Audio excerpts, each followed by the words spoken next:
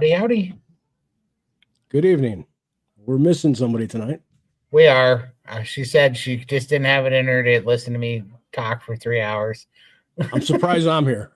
I'm surprised you're here too. So we're batching it. It's dudes night. So I don't know. What are we going to talk about, Michael? Don't know, Todd. What do you think? I thought you were doing this time. No, you're in the control seat, man. Dang it! I'm piloting this ship. Well, you are. We're gonna crash. Let's see. How about I give a what is it? Kidney stone update. So last you guys heard I had one given birth to one kidney stone baby, but now I have triplets. So I managed to go ahead and pass 3 kidney stones this week, which is a bunch of grade A bullcrap, if you ask me. Not something that was on my agenda to do. And so if you guys are thinking about doing it and you're on the fence, just don't. It's not worth it by any means. So there was that. Also, let's see, we did a little debate in the SBG and the Chew between me and Dr. Phil on if your why keeps you carnivore. I was the contrarian. I don't believe that your why necessarily keeps you carnivore, at least in the context that I was arguing it. And Phil mopped the floor with me, so that was good. But I think he cheated, so I'm just going to go ahead and say he cheated. I mean, he made one of the rules that that the people voting, it was based off of articulation and and who spoke better. And I'm like, well, that's not fair. I'm a redneck. And Phil's a medical scientist, and he wrote books. there could have been some election fraud in that, Todd. I think there was election fraud. I think that list was made up by Dominion, if you ask me. Oh, there goes my next strike. And it's just me here tonight, folks.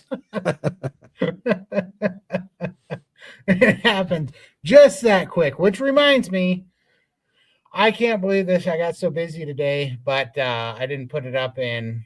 Hey, Carnivore Lindy, how are you? I did not put up I didn't get the stream to Rumble today because I forgot to set up the stream. Sometimes you just get busy, so I'm gonna fix that a little bit later. But in the future, sign up for Rumble would be great. But I forgot to link this, or forgot to set up the stream to Rumble today because it just got busy. But yeah, give us a shout out if you're coming in from X. That'd be cool. Do I have anybody? Oh, I got 2 people watching on X. I'm gonna have to go over there and say hi to them, and put in the chat where you guys are watching from. Also, we'd like to know what you guys are doing for Turkey Day. What's your guys' plan? What do you guys what's your carnivore Turkey Day look like? What's your carnivore Christmas and New Year's look like too? Love to hear that.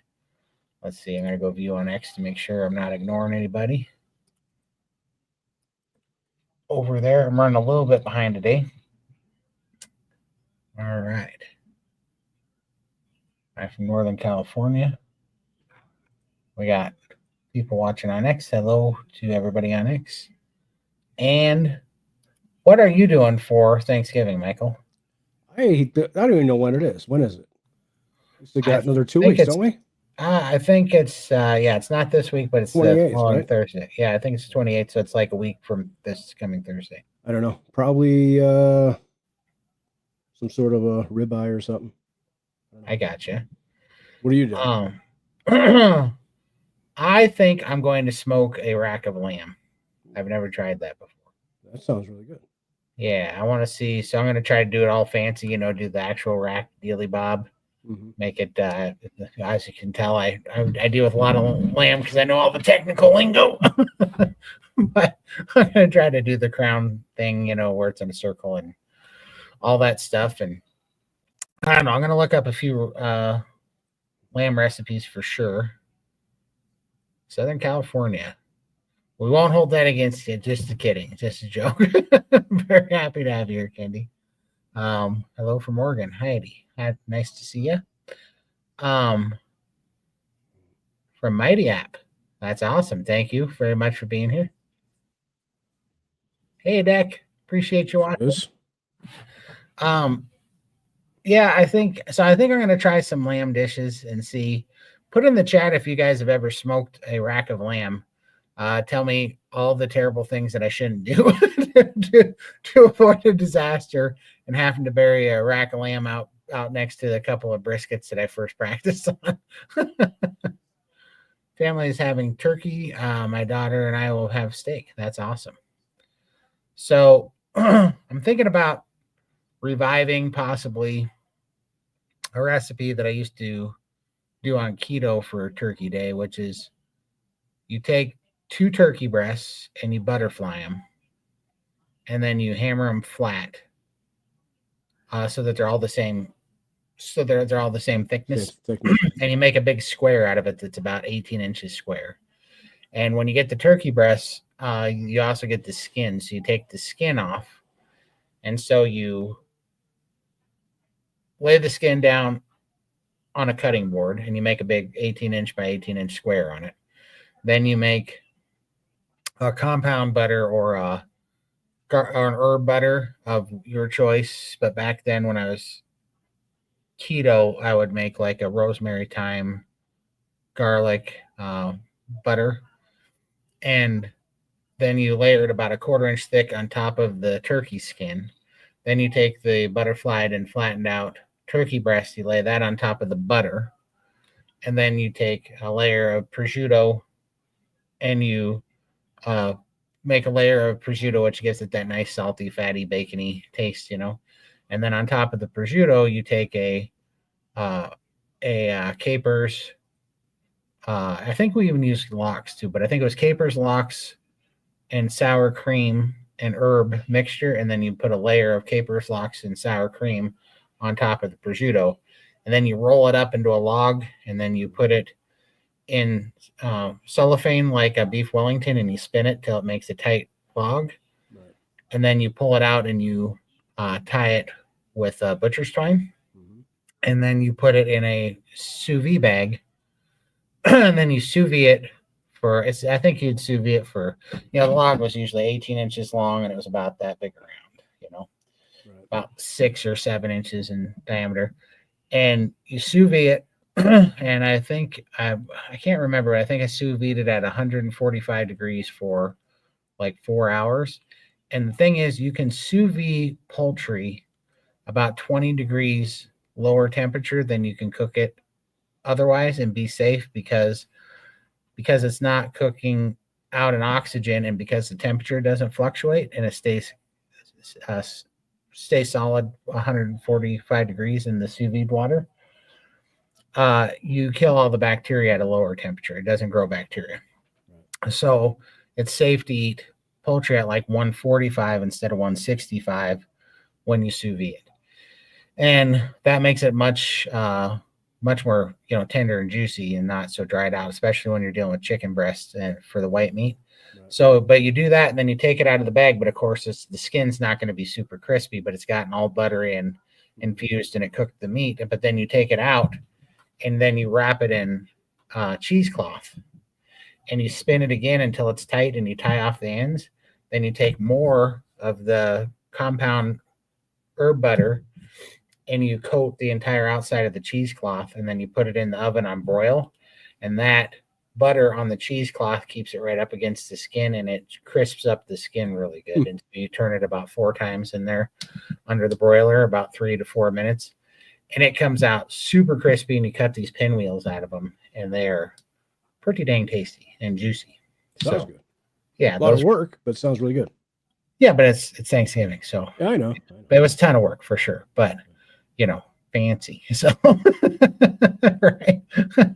So I'm thinking about bringing that one out of the old closet there, doing that, and probably doing the rack of lamb.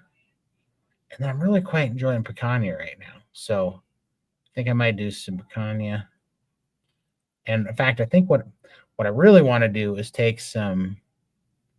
I want to get jalapenos and pickle them myself. So then instead of having sliced jalapenos, I can pickle the whole jalapeno, because I'd like to take an entire whole jalapeno, hollow it out, and I would like to fill it with picanha and cream cheese mixture, and then wrap it in bacon and air fry it, and have like, have you ever seen like the stuffed jalapenos? Mm-hmm. But stuffed with cream cheese and picanha, and then wrapped in bacon, Right? pickled, and a pickled jalapeno. I think that would be kind of tasty. You sold me, Todd. I'm on it. Really good. I think it'd be tasty. So, yeah, but tell us in the chat what you guys are thinking about doing. And let's see, we got some starred comics. Mike's little song. Originally from Kansas. I did redeem. You did redeem yourself 100%. I appreciate it. Hey, it's worth the clarification. No, and I don't want to be honorary to. I know that most Californians are red. There's just some problem areas. Not that there's a divide here, but I totally get it. There's certain people in certain demographics are trying to take my beef.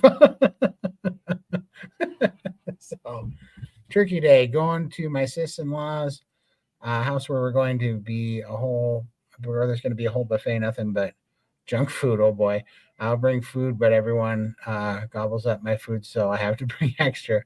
That's a good sign though, because your food is actually food.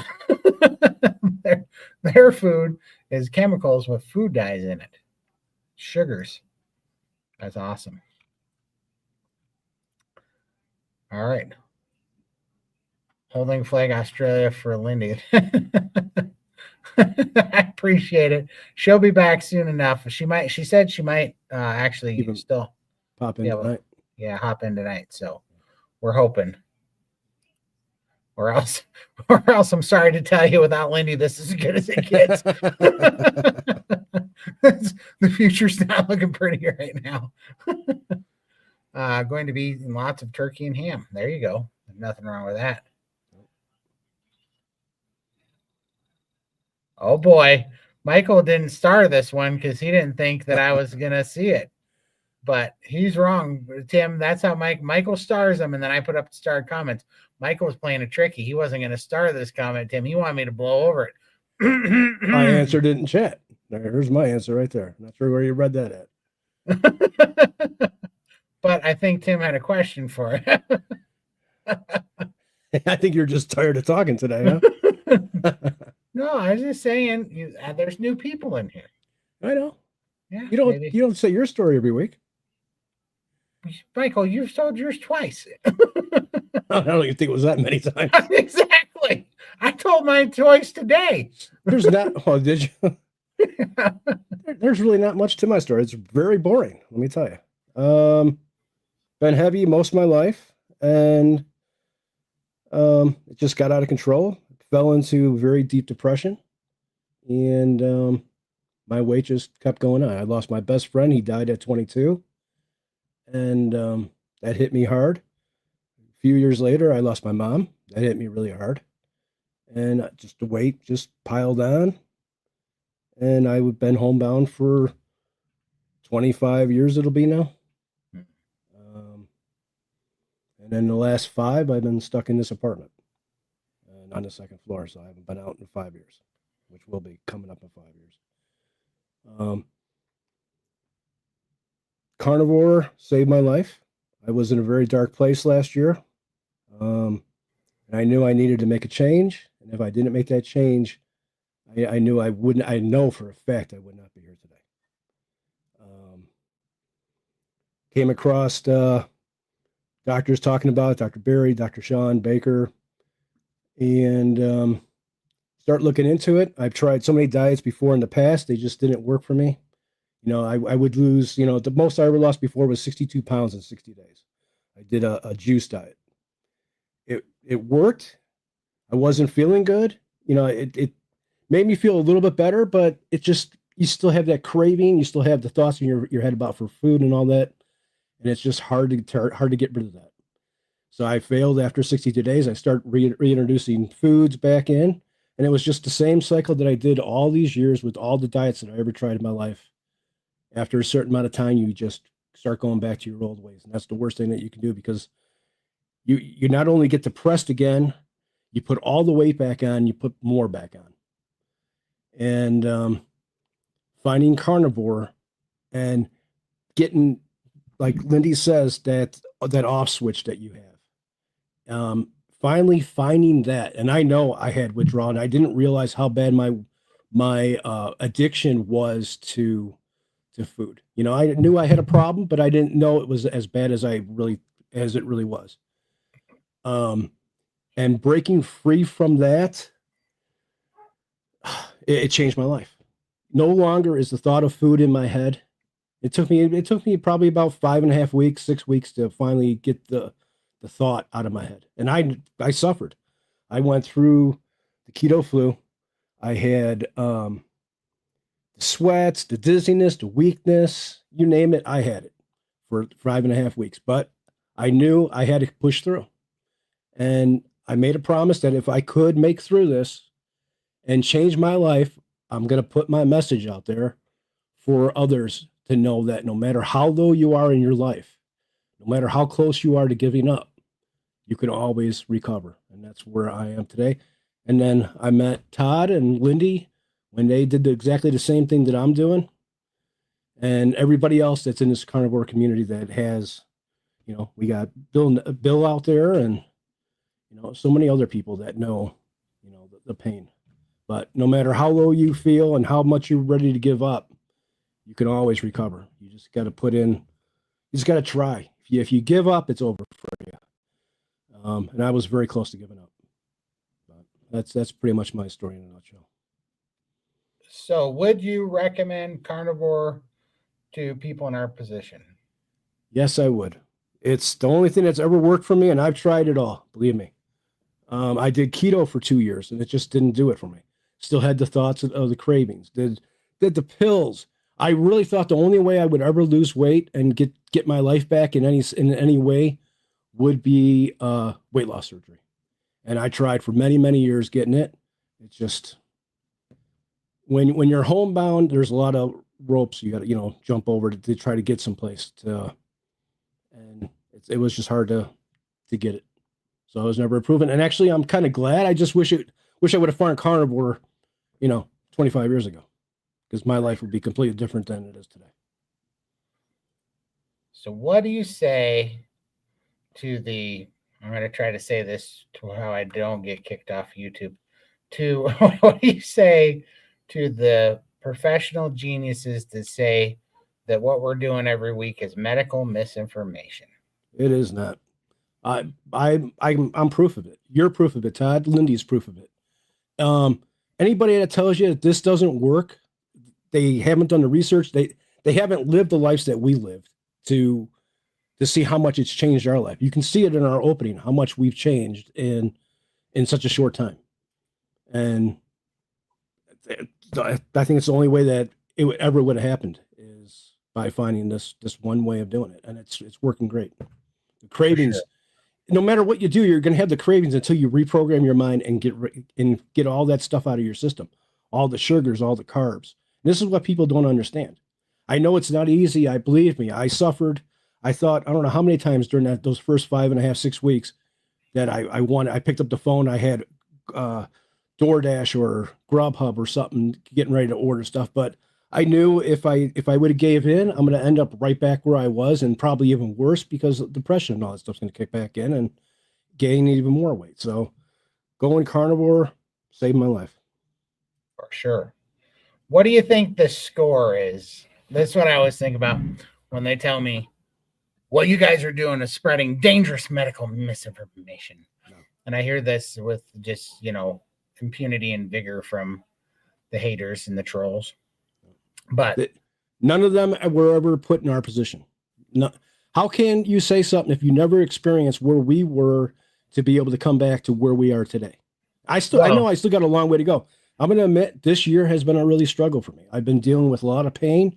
I got severe lymphedema in both my legs and really bad in my left leg. So I've been dealing with that. I've been dealing with back issues. So this year it's pretty much been on hold for me. Right. And it's irritating. I feel really frustrated about it, but I got to stick to it. Right. But yes, you haven't made as much progress this year as you did the first year. However, what do you think you'd be looking like right now if you hadn't done carnivore? I probably wouldn't be here. Well, I know I Right. wouldn't be here. I'd be sitting in an urn someplace, probably, who knows. Right. But I know I wouldn't be here. Right. It's just, I mean, some of us are extreme cases. Some of us will let ourselves get to a bad spot, you know. So we have a long way to recover from. But it's not even just the progress that carnivore makes. It's also stopping the damage, Right. stopping the, you know. All right, I lost you. All right, there we go. And it's just not about the cravings that this stopped. I'm no longer depressed. Sure, I'll have, you know, everybody knows how depression works. If you ever dealt with it for a long time, you know that it comes in waves. So there's waves that I do hit from time to time, but it's, you just got to push through it. But you know, the depression, my health is good. I just had my blood work done just this past week. I just got the results. Sure, my cholesterol is high. It's 226. I don't think it's that bad. But everything else looked perfect. You know? Right. So I don't have a problem with my cholesterol. I told my doctor I'm not worried about the cholesterol. I gotta say, I've noticed that Michael's cholesterol or Michael's depression seems to be worse at the third hour of me talking at the end of this every week. So, I think that's for the same with everybody that's listening, Todd. I should have a Xanax commercial or something at the end of this after everybody's listening to me pontificate for hours. That's but yeah, I mean 100%. You know, it's like we have this silly timeline in our head of how fast we want things to go. But the reality, right. We all want it to happen just like that. And I would give anything for it just to be able to unzip this one day, this suit that I wear, and be able to have a life. But it doesn't work like that. Look how many years it took me to put all this on. You don't recover that much damage from in such a short time. You know, I wish, believe me. No, for sure. And we all, the beauty, and you're not, people that are just starting carnivore or haven't gotten there yet won't understand this, but you get to a certain point where you're on the you know, where you're free from food cravings and free from disordered eating, and, and food is no longer a drug or a means of coping with life or whatever, and it just becomes nutrients to you. And when you get to that point and you see the steady progress happening, you finally just start letting go of timelines. You know, like you still have a direction and a goal and you still know what you're doing it for, but you stop saying stupid stuff like you know, I want to lose 20 pounds by this date, or I want to fit into these pants by that date, or your body's going to do what it wants to do. There's nothing you can do about it. You know, especially at somebody at our extremes. Okay. Right. If you're active, you can do things that help speed it up along the line. But right, when you're dealing with constant pain and you're struggling just to move around, it's just a different story. That, you know, it's a different process that you're dealing with. For sure, 100%. And once you go through it, you're just so thankful to see the healing that you're getting. That all the arbitrary goals and you know, goofy things that you thought you wanted, you realize that they're not important, and that your body is prioritizing what's important, which is health and, you know, lean tissue and healing and strength and mental health and hormones. And that whatever, when you're done at the end of the day, whatever is possible, you know, the best that you're going to be is going to come out of that first. But you got to take the kind of long road of healing first and make that the priority for sure. But yeah, absolutely. And we're all here. I mean, it's so funny. I hear all this stuff about all of us in the carnivore community and how all this is going to fall apart, and it's medical misinformation, dangerous, blah, blah, blah, blah, blah, all this crap. And then they're like, yeah, you're just a picture of health. And I'm like, well, you go ahead and pop up on camera and you go ahead and, right. You know, you go ahead. If somebody would have told me a year ago that I'd be here showing my face, I'm the guy who hid away for 25 years. I didn't want people to see me. I was ashamed of myself. and I had low self-esteem, and I just didn't want people to see me, and I just hid because people look at you. See, the problem is the people look at you, and they think they got their answer in their head right away just by taking 1 second of looking at you. Right. It's you're more than what people see, and that's what people don't understand in this world. Well, for sure. Plus, They think that all I do is eat. Yeah, I did. I ate and I wasn't active, and I was dealing with depression. Depression's a killer. right. And we had this conversation in the chew today, but also there's this nonsense out there that, well, if you'd move more and you would eat less, you could just fix it. So this is all just, laziness. And it's kind of funny because it's like, oh, really? So 74% of the population is just lazy. It has nothing to do with the poison that everybody's ingesting that's making us sick. And also, it's just a coincidence that as I ate better, I built a gym and started working out. Exactly. And enjoying it. It has no correlation to do with the fact that maybe it's not that we don't exercise enough that keeps us sick. It's maybe we got sick, and then as a result, we don't have the strength or the health or to move as much, and that's keeping us from living a full quality of life. And maybe if we stop ingesting poison and taking drugs, then maybe we'll be healthy and we'll move more automatically. Because who wants to be sedentary? Who wants to be Michael? Did you choose to be trapped in your house? No, I hate this freaking place. Right. I'm stuck in a prison. I hate it. You think I really want to be here? I can't wait till I get outside. Right. Do you think that when you feel great and you get the rest of this weight off you and your lymphedema heals up, do you think that somebody's going to have to tell you to go outside? I'm never going to be in the house again. Right. You're going to be sleeping on park benches. Yeah, I know. It's crazy. And so this idea that's been pushed through our head, everybody needs to understand that is the propaganda. They want us to believe that it's not the food and the food environment and the drugs and the dyes and the seed oils and the poison and how addictive it is. They want us to believe that it's because we're not moving enough, because we're not disciplined enough, because we don't try hard enough. And that's been the lie for forever. But as we can see, regardless if you think that that's true, is it helpful? Because if it was helpful, we wouldn't have 74% of the Earth's population sick and dying and fat and overweight. And so that's not the answer. And whether you want to believe it or not, Carnivore is making, Lindy lost 500 pounds. I've lost 300 pounds. Michael's lost like 150 pounds. We're all getting our life back. Tim put in the chat, I forget exactly how much you've lost, but I think Tim's lost like 75 pounds, but he can walk again, or 100 pounds or something.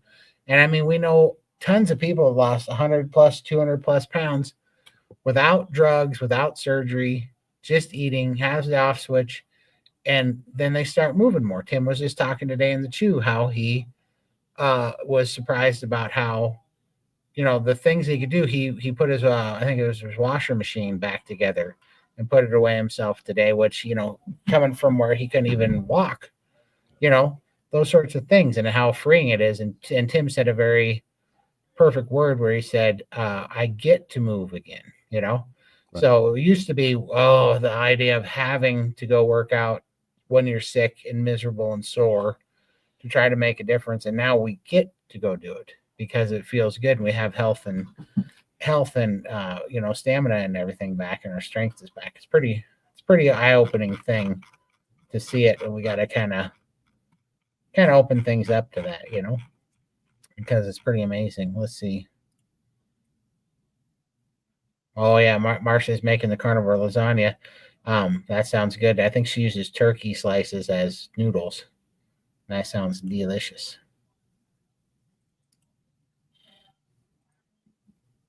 There you go.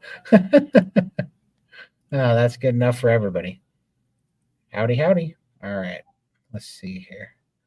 Michael's story is a lot better than mine because I just went to an all-you-could-eat buffet one time and told somebody to hold my beer and watch this, and here we are. Let's see. Dr. Phil said on Friday he eats cold burger patties. Would these be pre-made Costco or homemade burger patties? I think he makes his own burger patties, to be honest with you. But I think he does, and I agree. I like room temperature burger patties that are cooked. They kind of the fat on them kind of turns gelatinous like frosting. Let's see here. Yep, everybody's loving your story, Michael. And there you go. I'll let you read that one. So sorry for your losses, Michael, and the hard times that you've been through. I emphasize that I cut myself off from life 10 years ago with my husband died. I know. I'm so sorry about that. Yeah. Carnivore. It is. Carnivore, it takes you from that dark place that you're stuck in for so long that you never think that you're going to get out of. And you actually see the light again. It's amazing. For sure. And then he takes all that new life and energy and makes bobbleheads of me and puts my baby pictures online because he's a shit.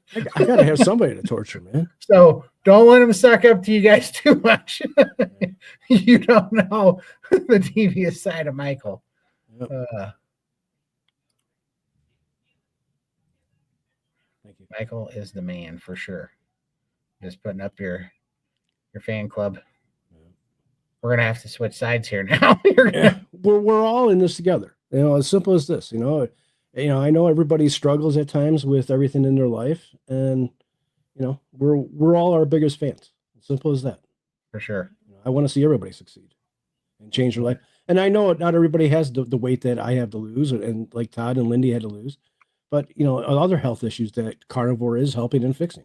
So, for sure. This is funny. A lot of trolls are bots these days. So you're saying that I'm dealing with a mindless organism that could still be human? I've talked to some humans that meet that same criteria. I've had gastric sleeve 12 years ago. It's not a fix. I lost 95 pounds, ended up gaining back 50, and now I'm working to get it off. Absolutely. Absolutely. I had it stuck in my head, like I said, for so long that was going to be the only way I'd ever be able to do it. You know, I used to watch Biggest Loser all the time. I used to watch Extreme Makeover. I wanted to be on that show. I wanted to change my life. Believe me, I just didn't sit there and not try. I wanted to do all these things to get my life back. You know, it's so funny to think that after you've been housebound, chairbound, bedbound, whatever, and then you get it back, that you would, you know, that somebody thinks you would have to be told or motivated to go move. It's like you've never not been able to move before, to think that that's something that people want out of laziness. It's pretty crazy. Thank you.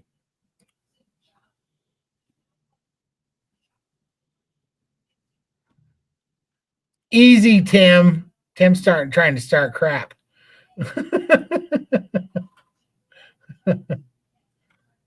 Let's see here. All right. Hi there. I'm only 2 weeks into Carnivore. Did either of you suffer anxiety or panic attacks? If so, has that gone away? Yes, very much so. Yeah, before. Yeah, before Carnivore. Yeah, so at week 3.5, anxiety and pretty terrible depression that I'd had forever went away and has not returned either. So, yeah, absolutely it goes away for sure. Got to eat through it, eat lots of fat. That's the trick is in the fat. It is. Yeah. You guys help me stick with this way of eating. I've had amazing success, but I'm not where I want to be. I've been doing Carnivore since March of 2024. Kathy, no worries. Like, you are actually where you want to be. It's just, this is a new lifestyle. So you have to think about it as you are in the lifestyle you want to be in. You just haven't got all the results you're looking for yet, but they are coming. And no matter what, the best possible outcome that you can have is ahead of you on this way of eating. And it's just kind of fun to stay on this path just as an adventure to see how good you can feel, how much health you can gain back, how many of your goals you can actually hit. And I think the number is going to surprise you as long as you just stay consistent. and don't lose focus. So RFK Jr. Mac eating Macas. I don't think he I enjoyed seen it, by that. the way. Yeah. He did why was it a stunt? Did they why did he do it? They were just eating it. That's that's what they were eating for dinner. It happened last night, I believe, after the Because UFC fight. because he was with He Trump. was with Trump and Musk and who Okay. else? Somebody else was there. That was just their dinner. That were him. Okay. That's funny. That's funny. There we go. It's feeling.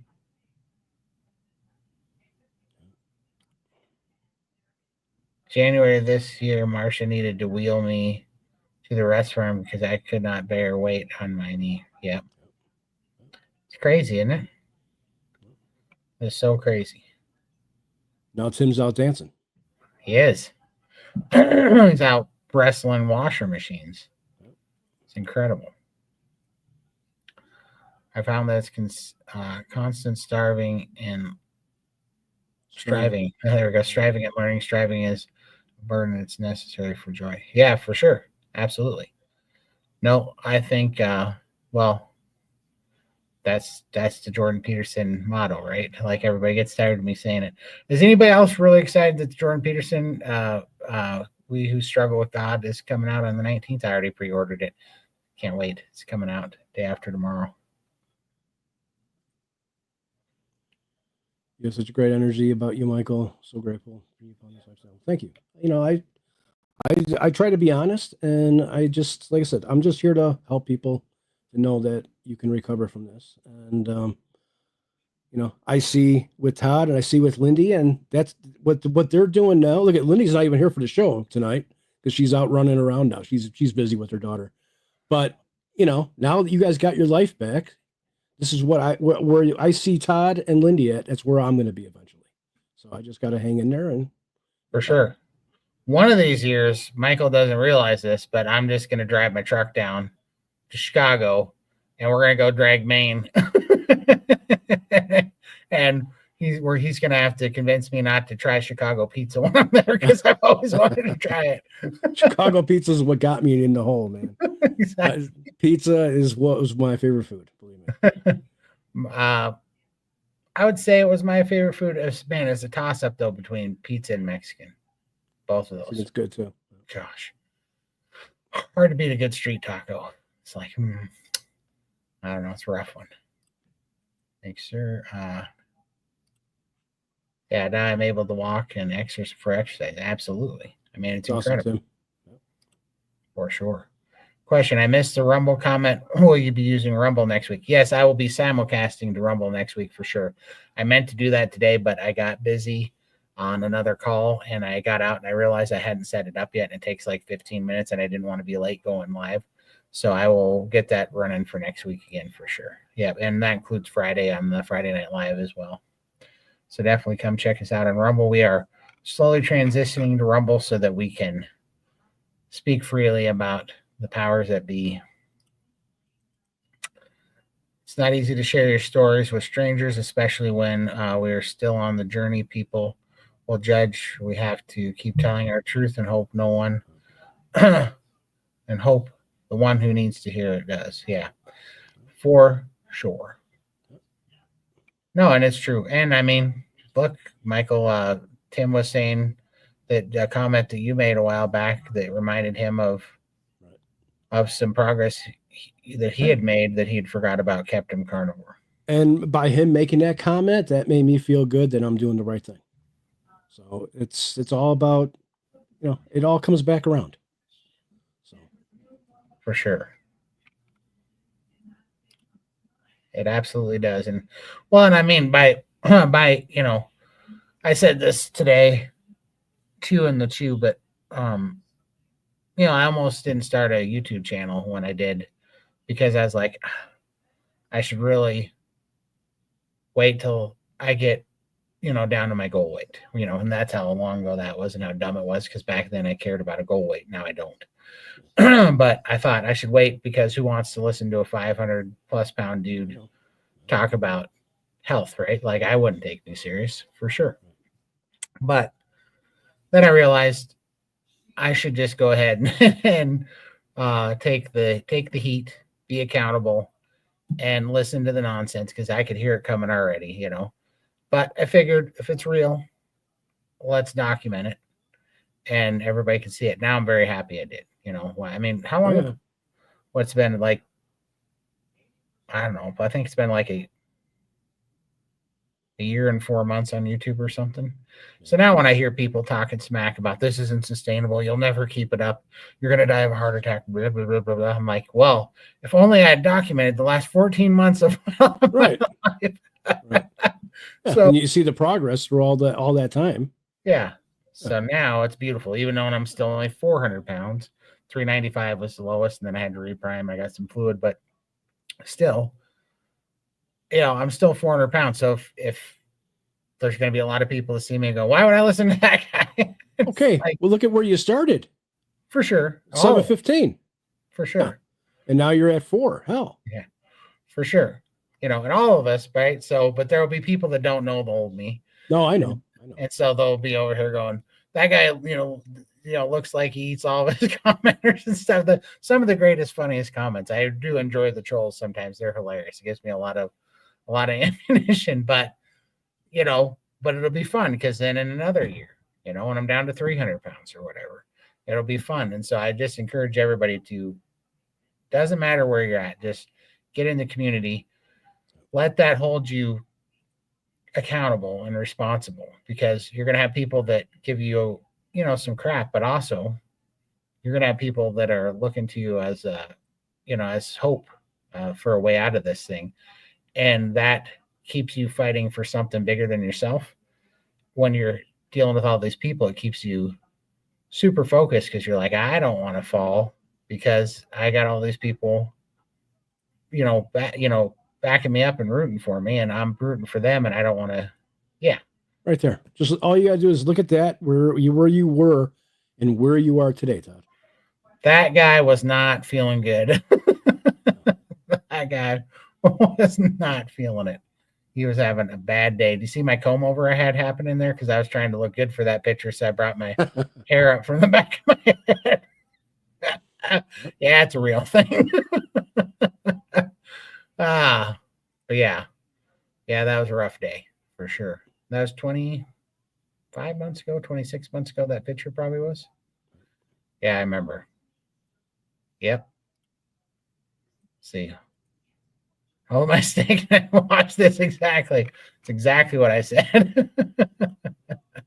When I was a teenager, I was ashamed of my weight. I understand shame. I developed bulimia and anorexia. I'm surprised I'm alive. You guys are fantastic role models for carnivores. Oh, thank you so much. I appreciate it. And how are you doing, AP, on that with carnivore? We'd love to hear your story. Hey, Todd, Michael, fancy meeting you guys. Hey, Charlie, Marilyn, thank you so much for tuning in.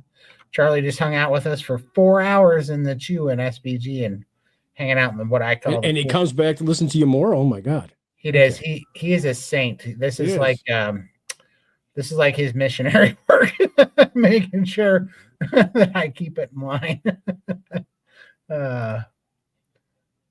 Thank you for your story, Michael. Sorry for your losses. Thank you. Hello from Maryland. It's absolutely the food and the food addiction. My husband passed in 2019. Very sorry to hear that. We would have done carnivore earlier for him. It was just too late. Thanks for sharing.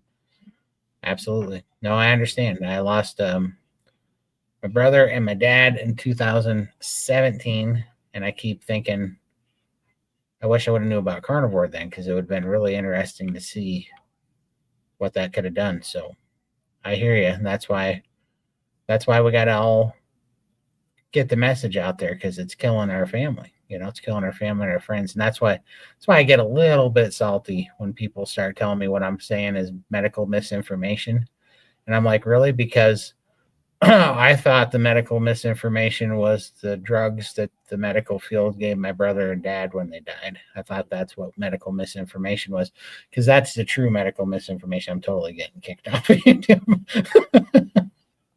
You speak nothing but the truth, man. For sure. But I mean, seriously, I thought that would be medical misinformation, you know. Also struggle with depression.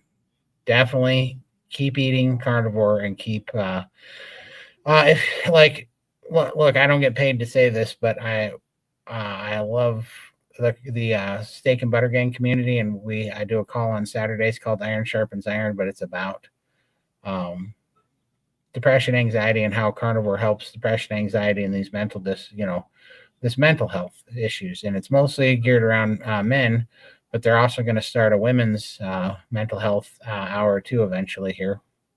And you can ask these questions, but it's great to hear like-minded people that have been healing up from this. So definitely, if you haven't given it a try, consider joining the Steak and Butter Gang. And it's really nice to hear from other people that are healing up their depression, anxiety, and things with carnivore. It's one of the more common things that heals, actually. I'm off all my meds, so.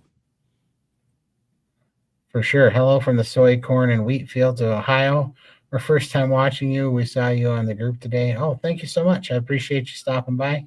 Yep, they're in the Steak and Butter Gang as well, and we were having we had a 4-hour open Zoom call earlier today. So you guys feel free to join it, and you can come say hi to Ken and Stacy too, as well as me and Michael and Charlie and the rest of the gang and Tim. So many great carnivores in there. I used to want to be stranded on an island like Castaway, for sure. For sure. Y'all give me the case of the fields tonight. Everyone is so supportive, right? Best community on the internet, for sure. It is. Tap that like button. Thank you so much. I appreciate it. Thanks, Tim.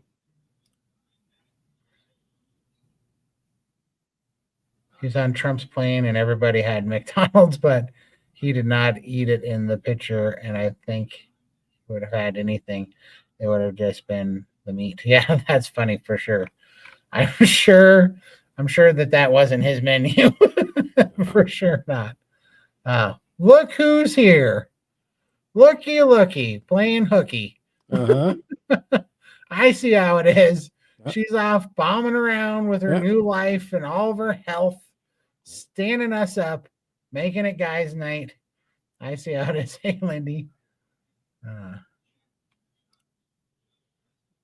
I've been hanging out for that book, watch Exodus series. Absolutely. Yeah. It's going to be awesome. 2 more days. 2 more days. We might have to start a whole new series like a Jordan Peterson book series. That'd be awesome. Start with Maps of Meaning, go into the 12 Rules for Life, and then graduate. Might have to go to it. It's going to be awesome. Praying you'll get to healthy peace soon, Michael. I'm getting there. Take it day by day.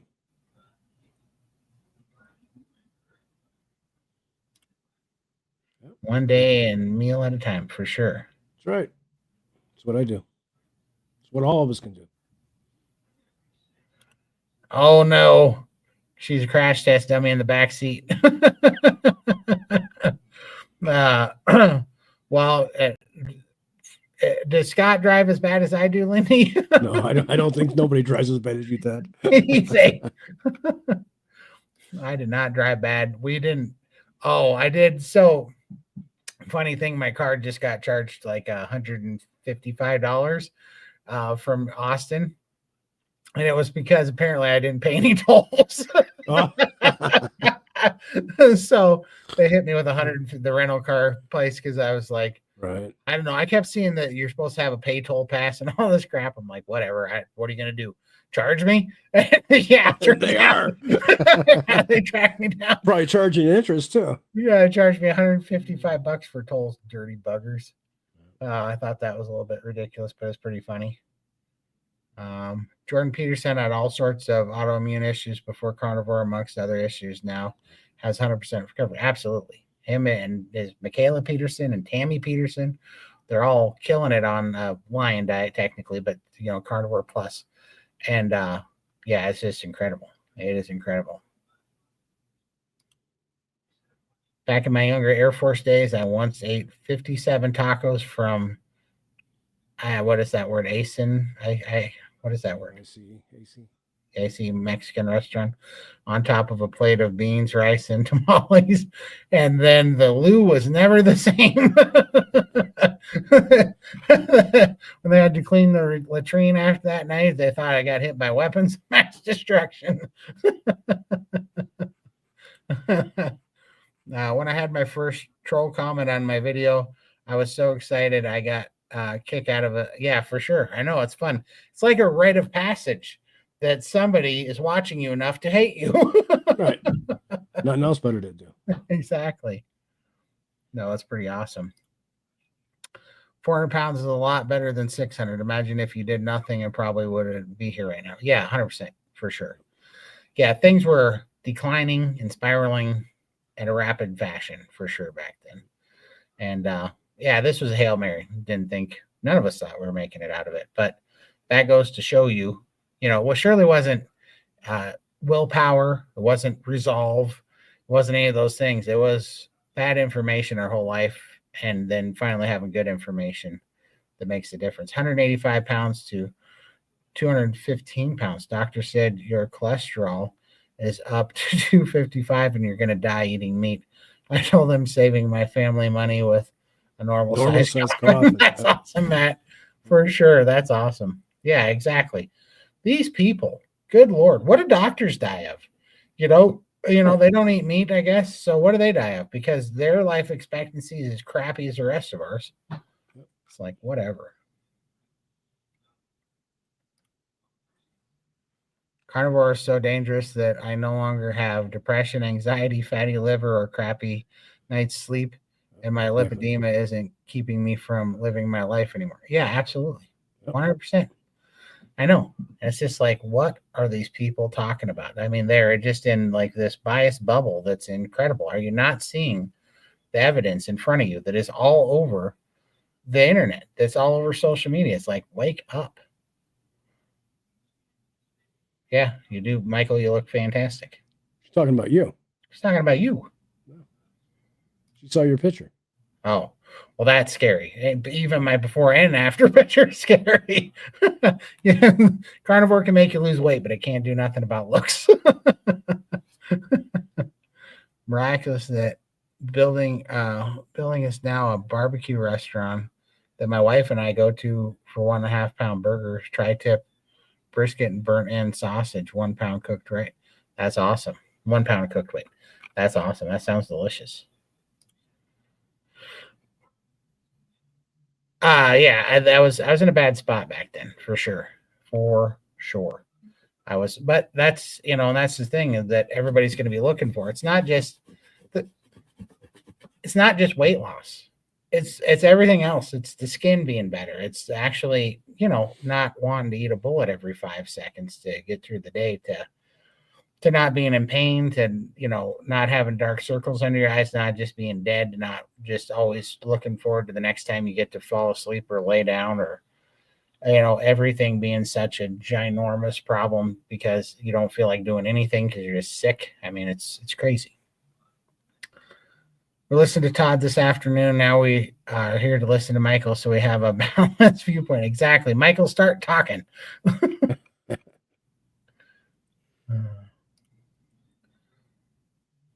I'm an SBG, and I'll keep an eye out for the women's mental health group. Oh, that's awesome. Thank you. Oh, yeah, I recognize you now. I'm so sorry. My brain is a little bit fried. It's been a long day, but yeah, I definitely recognize your screen name. So for sure. Let's see. Howdy, howdy. How far am I behind? Okay, I'm starting to catch up. I'm not too far behind. Not that bad. Okay. Hi, fellow carnivores. Life is good on Carnivore. I agree. Absolutely. It is. So let's see. Hey, all. Sorry I'm late. I was smoking a brisket. Hey, that is 100% the best excuse to be late for this show. If I was smoking a brisket, I would be late for my own show too, for sure. 100%. My husband hates beef, but he loves chicken and milk. I asked that he ate more protein and he is now drinking more milk. Is that okay? So, in the short run, yeah. In the long run, probably not, because you need more fat and it needs to be balanced. And so, uh, and it There's also also depends. there's also another part to this where still a lot of cottage cheese. Yeah. So, I mean, those are all hyper palatable foods. And so, especially, so my husband hates beef but loves chicken and milk. So what I don't hear here is if he's carnivore. So like look, if you're playing the middle of the road and you're just increasing milk, cheese and chicken, but you're also still eating a bunch of carbs and sugar in addition to it, then that's actually a nightmare. It's actually one of the worst things you can do because if you are eating a bunch of fat and you're eating a bunch of sugar, your body's going to store the fat, burn the sugar, store the excess glucose. You're going to have inflammation in your body, and then that fat is going to get stuck to your arteries. That's why fat gets that's why fat and cholesterol get blamed for causing heart disease, where it's the fat's just doing what the fat does and it goes in the arteries and it starts to coat the arteries to try to heal it. He's not carnivore. So yeah, I mean, honestly, if you gotta be at least you have to be at least low carb, so you have to be at least keto before any of this applies. Uh, Otherwise, it's just going to make them gain weight like crazy. Like a bunch more dairy and palatable, fatty, high calorie foods when you're not carnivore or low carb is just going to have the opposite effect. It's going to make them sicker. It's going to make them put on weight, and it's going to make them have more fluid. Like it's not going to be pretty, especially the dairy and the casing. So, uh, yeah, keto. I would have them do keto. Like even dirty keto is better than the standard American diet, right? So like just go ahead and make them all the dirty keto foods, but it's not going to put a good taste in his mouth if he's kind of half doing it because he's an addict, right? Or else he would just flip over. He either doesn't believe in it or he's an addict. I would ask you, uh, I would just slowly change the things that you're feeding. I'm going to guess that you probably control the food in the house. And so I would just tell him, hey, for me, I'm going to start making more of the carnivore stuff and just slowly start making carnivore stuff and try to make it as good as you can make it taste. So if it's not, if it can't be, before you do chicken, do like pork belly, learn how to cook a good pork belly or whatever, but, bacon and eggs, stuff like that, a ham, lamb. Chuck roast. Yeah, lamb. Well, she said he hates beef, so Oh, I he don't. eats beef. Okay, yeah. Yeah, so but try to do lamb or try to do pork belly or try Lamb is really good. Yeah. yeah, try to do bacon and eggs or something or make your own like chop up bacon with hamburger Mm-hmm. so that it's like 50% bacon and 50% hamburger. I make those sometimes too. And you just start changing his palate a little bit and start pulling back on the starches and the carbs and the processed junk. But ultimately, the thing that's going to change his mind is when you get healthy and when he sees fantastic results in you and a big change in you, then you're gonna have to, he's got to see that, and hopefully that'll change him. But he's got to believe in it. And right now, if he just, I don't think the more, unless you break the, unless you break the glucose burner stuff and you start actually switching over to, utilizing fat for energy, I don't think it's going to help him at all. I think it's actually might even make things worse because he's going to have a higher caloric and fat diet while not burning it, and it's just going to store it, and he's gonna have some issues. I think. Follow up from her. I was in an accident and gained a bunch of weight while carnivore, so he doesn't believe in it. That's fine, and he cooks everything, even my food. So, um, how do okay? So, can you cook anything at all, or can you order anything at all, or can you request certain things from him? Like how much control? I had to get him to stop cooking my food in seed oils. That's a big fuss. We just got together this year. Ah, yes. That's a rough one. Well, um, are you recovering from your accident, you think?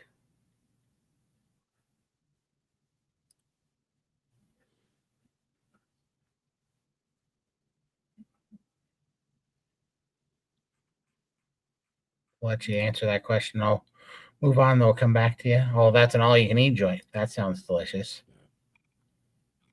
Let me know if one of those, if she answers, Michael. Yeah, I'm watching. Thank you. Yeah, she has. Here we go. Okay. Yes, I'm now able to move. So I would just start. I would start exercising and stress going down, losing weight. Perfect. Then it's working.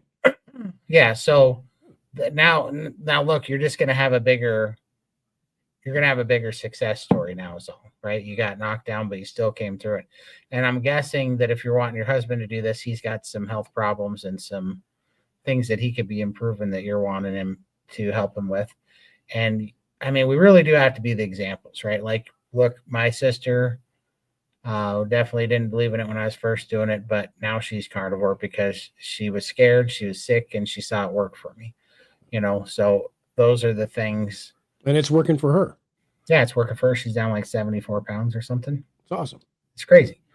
So yeah, you just got to be that example, and then it'll come around for sure.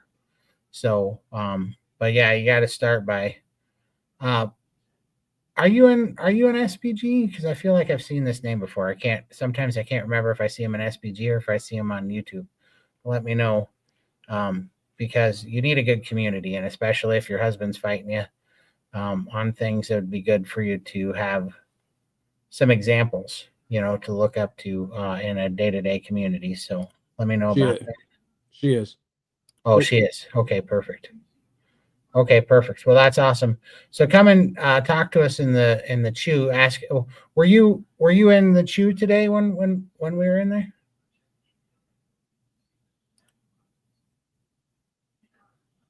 I was almost dead 17 months ago. I went carnivore, lost 202 pounds, cured everything. Walking again, been lying for about 6 to 7 weeks, and took me to a new level. Yeah, very noticeable difference. Loving it. Absolutely. Lion will definitely put you over top. Man, that's awesome, carnivore at 60. It's awesome. Congratulations. Most physicians have zero education on nutrition. That is a fact. That is a fact. It's rough. It's a rough. I think it's only a few hours, isn't it? Yeah, I heard of something like 6 hours or something is all their nutrition classes. I mean, it's so crazy. It's like nothing to see here. Sell drugs.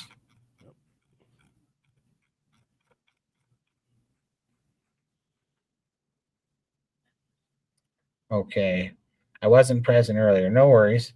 Yeah, try to make it in the chew, and so we can kind of chat more. Like I have a hard I'm not in there on Mondays and Tuesdays. Sometimes I'll pop in while I'm listening at work, but I don't really talk on Mondays and Tuesdays. But Saturdays and Sundays I'm in there quite a bit. So but you don't even need to talk to me because Raymond and Adek and Rochelle, and I mean, there's so many people that are in there that can help you too. But I would love to talk to you more about it because, yeah, glad to hear about your sister. My husband challenged me to lose weight faster than him. He actually eats very little and has been shredding weight since being with me. That's fine. Yeah, don't worry about that. Yeah, that's fine. It's not. First of all, he has a totally different metabolism, and second of all, how long is he going to continue to undereat? Like, this is going to spring back, right? That's that's a shortcut, and that's a surefire way to ruin your metabolism. So he's doing dirty keto with cheats. Yeah, so let him do that, and so the next 90 days, I'm going to do line and beat him. Okay, whoa. But I like your moxie for sure. But don't, I like beat him with health and healing. Don't beat him on the scale, right? I just feel better, heal up better, heal your hormones better, and then let the weight come, because it's a mistake to put the weight in front of the healing, even for a battle. But in the long run, look, in the long run, you're going to win this, because he's trying to use calorie restricting and dirty keto and you're going to be healing your body and healing your hormones, and you're going to be raising your metabolism. And that's where you want to be. It's the longer road for sure, but it is the sustainable long, it's the sustainable real answer. So definitely look into that. All right. You don't have enemies, you never stood up for something. That's very true words, Ryan. Very true.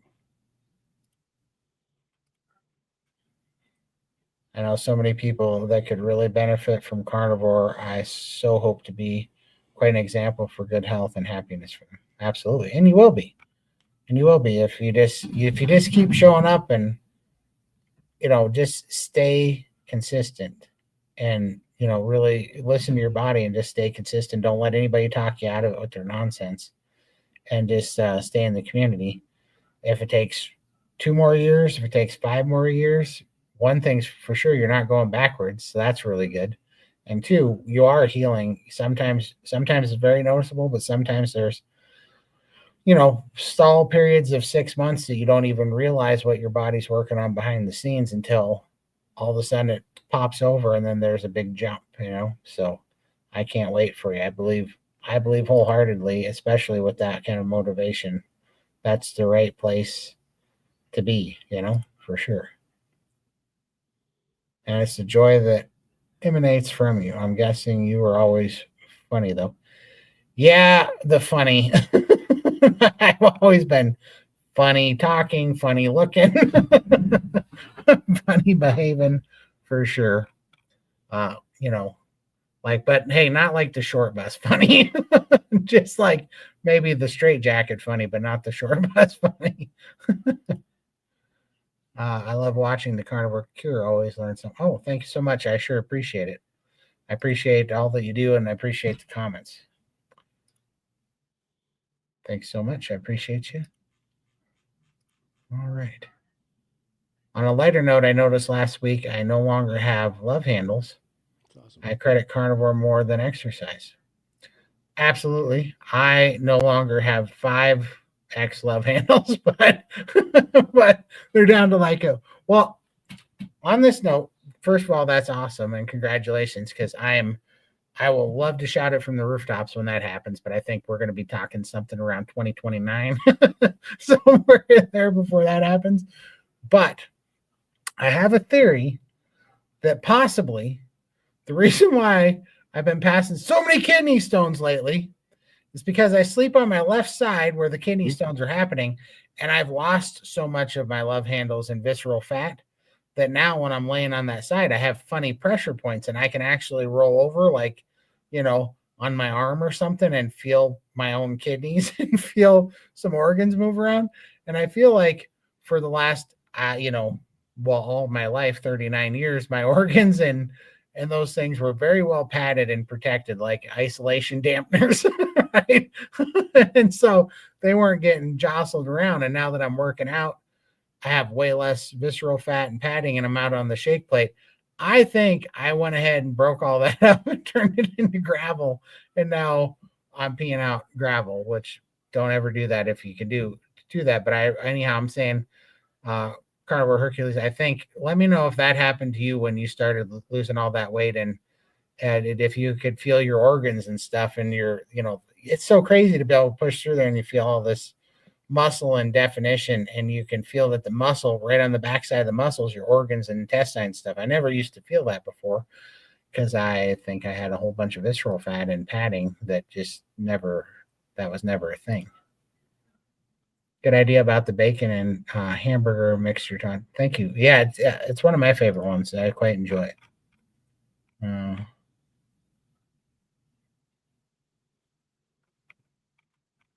Let's see here. Going down here. 53 and morbidly obese my whole life. Tried many things, consistently failed. Gastric bypass in 2005 and went from 480 pounds to 298 pounds back to 420.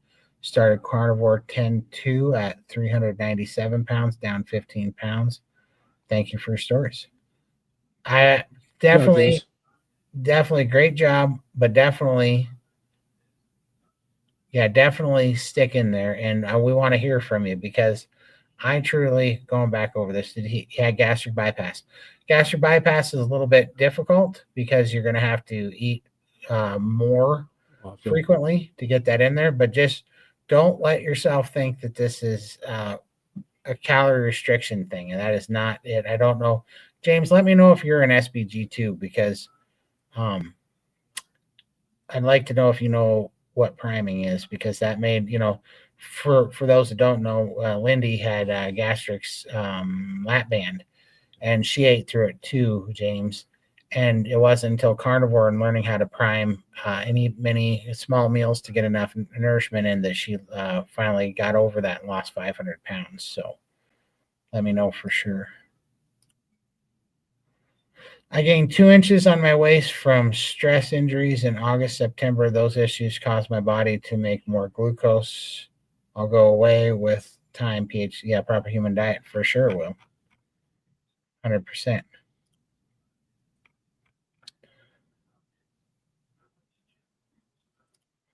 What do you guys do for exercise? I do Wim Hof breathing, and then I do the shake plate for 10 minutes on my feet. While I'm doing the shake plate, I grab usually the 40-pound dumbbells and one in each hand. So I got 80 pounds, and I'll do squats on the shake plate. I'll do as many sets of 10 as I can do in that 10 minutes on the shake plate. And then I set that down and I take a little rest, and then I get on the rebounder and I do up to doing 15 sets of 100 calf raises on the rebounder to pump my lymphatics. Oh, also when I get done with the squats on the rebounder, I do 5 minutes from I don't even want to call it a plank necessarily, but a knee to elbow plank on the shake plate to open up my thoracic ducts in my arms. Then I do the 15 sets of 100 calf raises on the rebounder, and then every other day I do sprints on the exercise bike, kind of Sean Amara's sprints. So I do 10 sets of sprints, usually between 10 and 15 seconds, as hard as I can go to do the sprints. And then I try to finish up with usually some arm curls and some overhead presses. And I try to do, if my legs aren't too beat up from the squats on the shake plate, sometimes they're sore, sometimes they're not. I try to do a few sets of like 8 squats on the squat rack. And then at the end of it, I go back to the shake plate to shake off the lactic acid. And that's usually, I've been doing that about 4 times a week. So. As for me, I'm not currently doing any exercise at the moment. I'm dealing with back issues and my legs are really swollen. I can't even get on the shake plate right now. I forgot to mention the most rigorous exercise I do. That's lifting 3 pounds of meat to my face several times a day.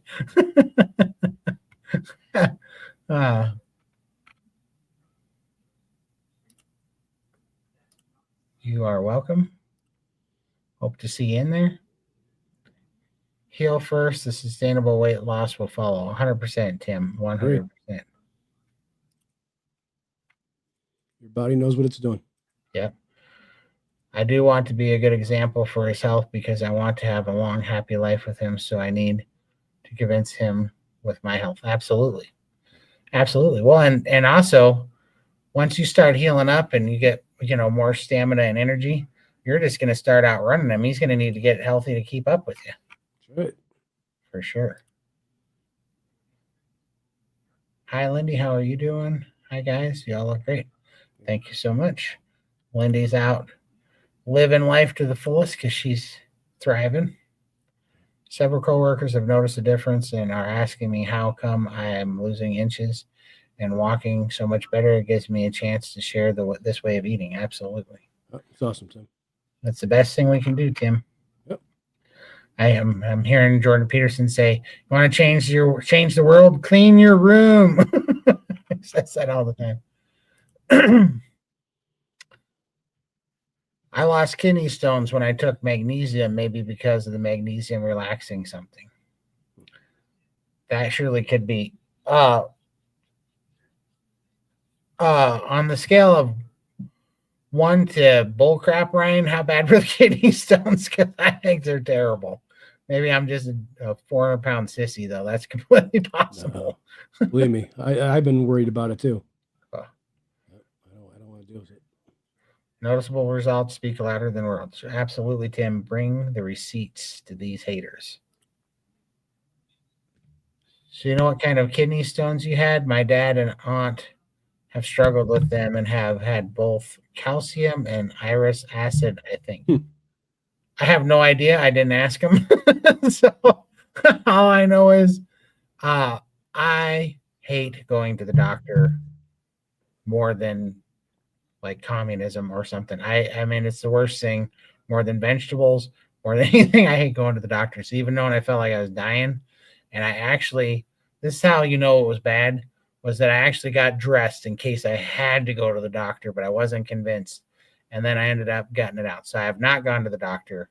I have just, well, sort of. I've asked Dr. Phil an SBG, and he told me that they're most certainly kidney stones. And everything about the symptoms says kidney stones. And when I had the first one, Dr. Phil said, you're probably going to have several because you're probably breaking down a big mass kidney stone, and now there's going to be gravel in there. And he was right. Now I've had 3 in a week now, and I'm hoping I don't have any more. I'm hoping that thing's cleared out, but I have no idea. I've never had them before. I did not go to the doctor. I can just tell you the first one was only the size of, it was black and very rigid and sharp, and it was just the size of like a number 2 pencil lead. Like if you cut a piece of number 2 pencil lead off about as thick as it was wide, that is what it was like. So I don't know which, and it was very dark in color, like a dark brownish, almost black. So I'm not sure what type that would have been, but it sucked for sure. I was a dumb vegan for 6 months way back when I got a few kidney stones. Drank lemon water and apple cider vinegar and cheese. Whilst whittles them down, calcium will calcium will bind to them. I was very lucky. Okay, I gotcha. That is awesome. I wish I would have known that. I just cried and prayed to God to take me home. Especially when you don't get a relief at all after, so many hours. For sure. Appreciate it, Kendi. We will see you next time. Thank you so much for stopping in. Appreciate you. I want a shake plate too, Todd. Yeah, the shake plates are super helpful. There's so many good uses for them. Well, when I had my kidney stones, like I would go, like I was just trying to do anything. I was pacing, I was walking the floor, just like you're trying to outrun the pain. You'd sit down, you'd lay down, you'd stand up, you'd do jumping jacks. And then finally, the 2 things that helped the most, oddly enough, were Wim Hof breathing and standing on that shake plate. And I don't think it had anything other to do to it than it was just a nice distraction. Right. Takes your mind off of it. Yep. Yeah. And who knows? Maybe it moved it around and got to where you can flush it out of your system. It could have been for sure. Yeah. But it was definitely, but shake plates for core strength, shake plates for circulation, and shake plates for getting rid of massive cramps when you're having them that you can't get to loosen up. Getting rid of lactic acid. Whew, so many good things. I lost so much visceral fat that my hernia shrunk from a size of a golf ball to the size of a marble. That's awesome. Oh. I am so looking forward to that. I have a pretty nasty hernia myself. I'm looking forward to. I've found you and others through SBG and have heard some about priming. My understanding is eat a lot of bacon, butter, beef, and eggs. I'm following a bunch of you now and trying to watch my videos. Okay, awesome. Well, come say hi to us in the chew so we can kind of give you the rundown on it, and definitely make the priming calls. But yeah, I'd love to go over it with you for sure. Let's see. I'm about to integrate walking into my diet now that I'm feeling better. Absolutely. Absolutely. And when your body tells you it's time to move, that's the best time to do it for sure. Hey, Rich, I appreciate you stopping in.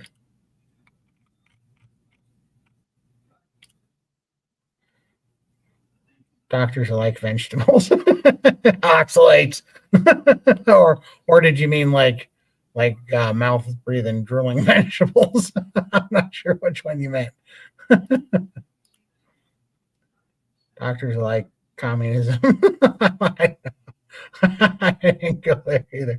Yeah, exactly. They could be painful. I only had two. They were small. I guess I could feel it coming down. Oh yeah, yeah. If they're yeah, you won't mistake for what they are for sure. There's no mistaking it. There's definitely no mistaking what they are. I basically, my opinion, and is I don't know. It does. It just feels like your kidney and your testicles both crawled into your stomach and then started to have like a WWE, fight in your stomach, and you get nauseous and you feel like if you've ever been kicked in the testicles and they crawl up in your stomach and it makes you nauseous and there's that dull ache and that pain with a little bit of a burn and a throbbing, and then that while feeling like you got kidney punched, while feeling like you got kicked in the back, while feeling like you have to pee and poo at the same time. That's what goes on for about 10 hours. And it's like a solid 8 or 9 on the pain scale. And it just does not go away. And it's very confusing because you're like, I don't know what to do. It's just miserable. Guys, I had a Hello Fresh people come knocking, told them, no thanks, I'm carnivore. They were curious. We spoke for ages. They're keen instead of selling to me. Hopefully, I told them proper human diet. That's awesome. That is awesome. That is funny. Can I have a link to the SBG gang again? I always attend her live I shows, but I okay. posted it. Yeah. But I haven't had a subscription in a while. I want to check. Okay, absolutely. The price is $30 a month, so that stays pretty same. $1 a day. Yeah. Yep, dollar a day. And I mean, look, it's just they have so many calls now, and they have so the open chat's 5 days a week. Iron sharpens iron, sugar recovery, fasting, priming, troubleshooting, NSV, plus usually 3 to 4 Yeah. doctors calls a month. So like Dr. Sean O'Mara is going to be there on tomorrow. Yeah, Sean O'Mara's coming tomorrow.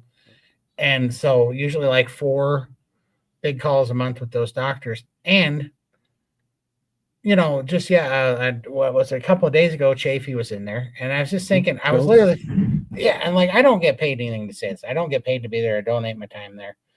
But for $30 a month, there's a lady raising her hand a couple of days ago, talking directly to Chafee, having her answer her neuropathy problems. And then just before that, the day before that, there's a woman who brought her blood test in and had Dr. Phil reading her blood test for her and telling her what her blood work meant, And I'm sitting here thinking, there's not a better value on the planet than $1 a day where you can talk to Chafee, Dr. Phil, who's a medical scientist, talk to, Sean O'Mara, talk to Dr. Kiltz, talk to these people and have questions answered, and yes, it's not a given that you're going to get because it's so popular that you got to put your question in early. Yeah, you got to get your questions in early. You got to really participate. But to have that access to these people is incredible. It's incredible. I think once you really see it, I think part of the, I think people that don't understand it, they don't realize how many calls there are and they don't know how to use it and they don't utilize it. But if you really go to the Start Here tab and you really start working in what everything's there and you take advantage of everything that is there that can help you, I don't think there's a better value out there, to be honest with you. Shake plates are the best. They help with constipation, cramps after a workout, etc. Yeah, they are incredible. They are amazing. All right. Problem is I work 60 hours a week and I can rarely join most things besides on the weekends. Well, come and see us in the chews on the weekends. And so come and see us in the chew on the weekends for sure.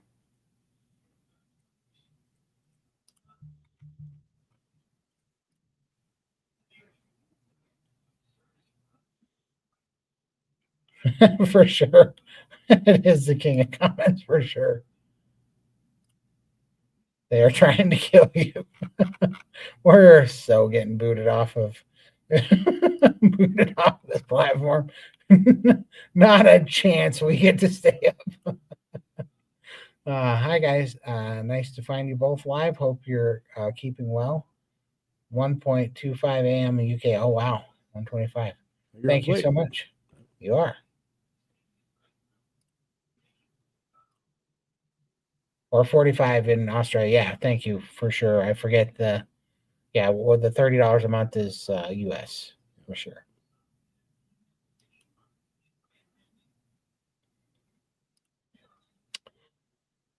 I clicked on the stream and it tried starting me at the beginning of it. Oh. So I thought it was over. Oh, no worries. Thanks, Big Man Alaska. Everybody go check out Big Man Alaska's channel. His progress is incredible too. Look at what Carnivore did for him. How much of a change. Oh my God. For sure. Amazing. Yep. Incredible. For sure. And also, I'm gonna while everybody's on here, I'm gonna have Michael, will you throw the Rumble up there again one more time? I will. Yeah. I'd love to get everybody to go subscribe to the Rumble channel so that we can talk all the smack we want to about about, talk all the truth we want to about these companies that are hurting everybody without getting banned. So I'd love to start doing more on Rumble. I've heard some reference to coaching and SBG. Can I get more info? That's kind of, so yeah, you gotta, do you know the email address for that? Yeah, I'll post it. Okay, yeah, Michael will post it. You just have to email this email address if you would like one-on-one coaching and SBG. I don't handle that part, but they have a bunch of coaches that they work with that are in SBG that do private coaching, and they'll match you up with the best coach that fits your needs once they kind of do a little questionnaire. I've been doing keto carnivore for a month now, just trying to break my sad addiction. I got my blood work tested and it came back that I have slightly elevated cholesterol. Is that normal? That is 150,000% normal. It's not a bad sign, and it's nothing to worry about as far as pretty much everybody in the carnivore world is concerned. There's only a few type of people that need to worry about it. But look on Bella the Steak and Butter Gal's channel. What Dr. Phil and the Steak and Butter Gal just did a interview. I don't know if it's dropped yet, but Phil went directly through all the cholesterol and when it's important to take a statin and when it is not. And so that'll give you the best information. But yeah, slightly elevated cholesterol is completely normal, and it's not at all bad. Plus, Dr. Ken Berry has books on it that you can also read that helps you understand your cholesterol numbers better as well.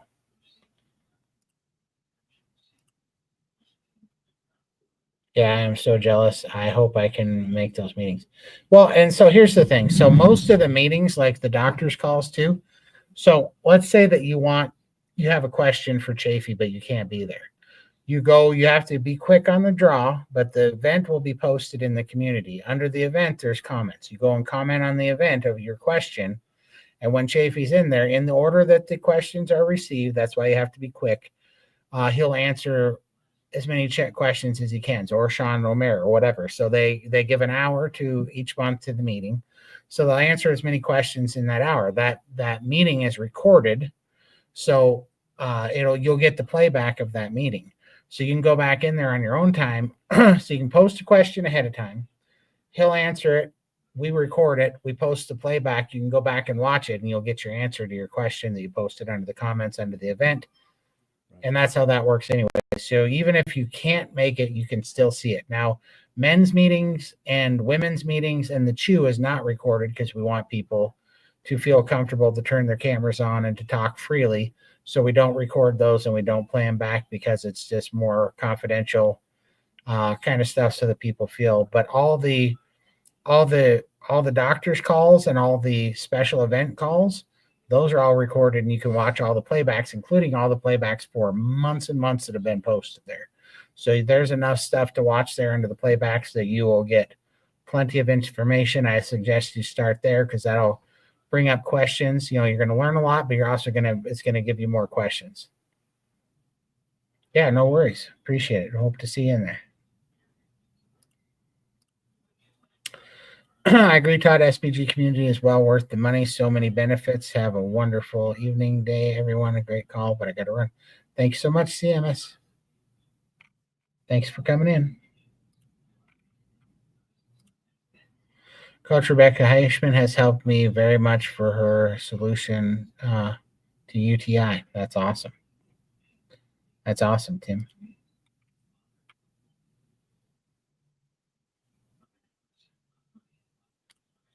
Yes, and Carnivore John, at Drop Dead Fred, that's completely normal, and I will likely increase more on the PhD. Cholesterol is not a problem if the HDL triglyceride ratio is good. Absolutely, John.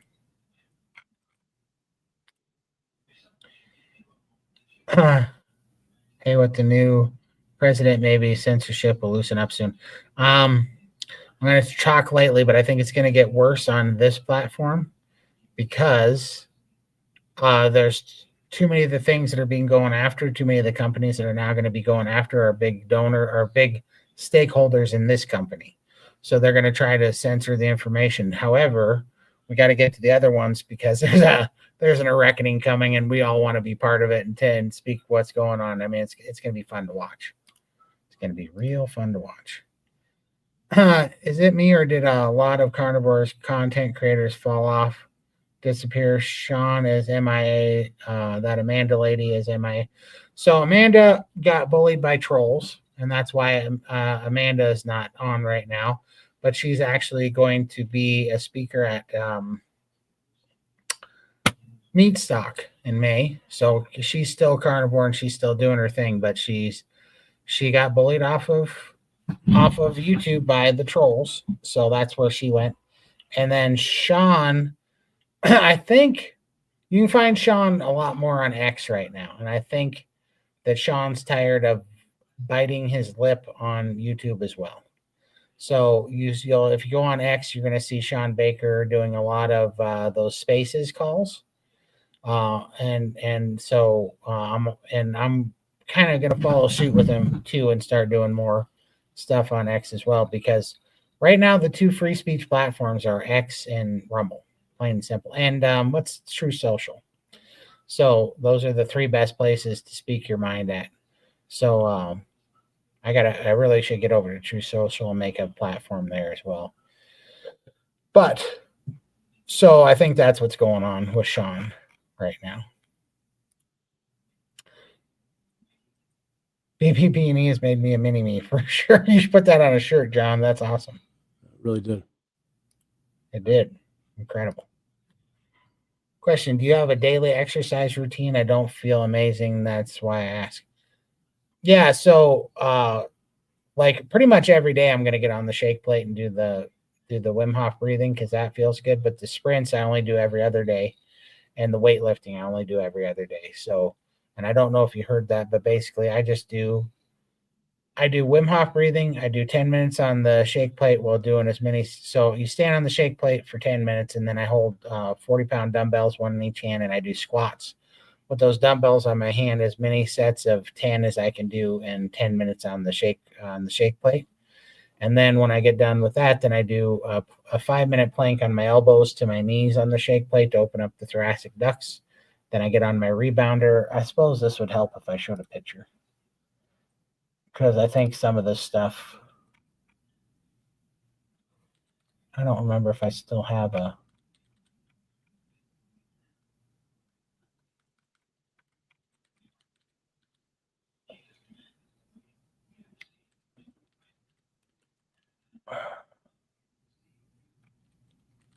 I don't know if I have a recent picture Of what? of the gym. Is there one I looked for one earlier. The one that I had was from the outside, looking in through the doors. It really wasn't that good. Okay. Yeah, I don't know what happened to the pictures of from inside. I'll have to search for those later. Okay. Well, anyways, I do a rebounder, and I do 15 sets of 100 calf raises on the rebounder. That's to pump my calves to move the lymphatic fluid. And then every other day I do 10 sets of anywhere from 10 to 15 second sprints on the exercise bike, which is just pedaling like as fast as you can, mimicking sprints, because I don't feel comfortable enough running yet. Even at 400 pounds, I don't want to hurt my knees. So I'm doing Sean O'Mara's sprint protocol on the exercise bike. And then when I get off of that, then I do, usually I do some dumbbell presses, some dumbbell curls. I'll do some shrugs. Sometimes I do did I just freeze up? No, you're good. Weird. I'll do some shrugs. Plus, sometimes I'll do benching on the Smith machine, and sometimes I will do deadlifts or not deadlifts, but squats on the squat rack. And that's what I do 4 days a week. But almost every day I do and then I finish it with 10 minutes on the shake plate to try to get the lactic acid out of my muscles. But I try to do that every 4 days a week, that set. And then every day I try to get on the shake plate and the rebounder because I just find that it moves so much fluid for me. It makes me feel a lot better. So that's my routine right now. I got to start walking more too, though. All right.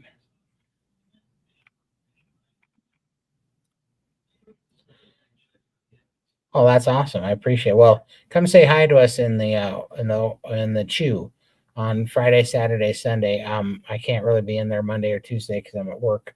But sometimes, well, on Fridays are really spotty too. But sometimes I listen on Fridays in there. But definitely Saturdays and Sundays, I'll be in there in the chew. So come and say hi to me then.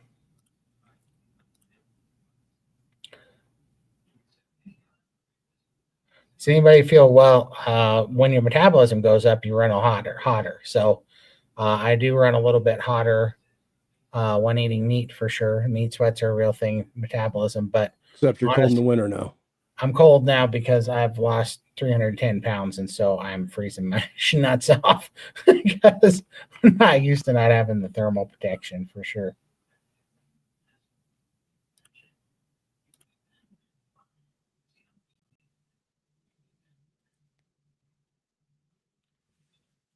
Oh, weird. That's weird. I have an old. What? I'm on the Google bar or something? Huh. I don't know what you mean. Wow, Todd, you have your own search term now. Carnivore cure Todd is what I found. Oh, that's awesome. Well, cool. I hope that works. I usually that never comes up. So that's sweet. You can also type in the guy that talks too much, and Todd's that'll bring me up every time. If we say jaw wagging, ear bleeding, son of a gun.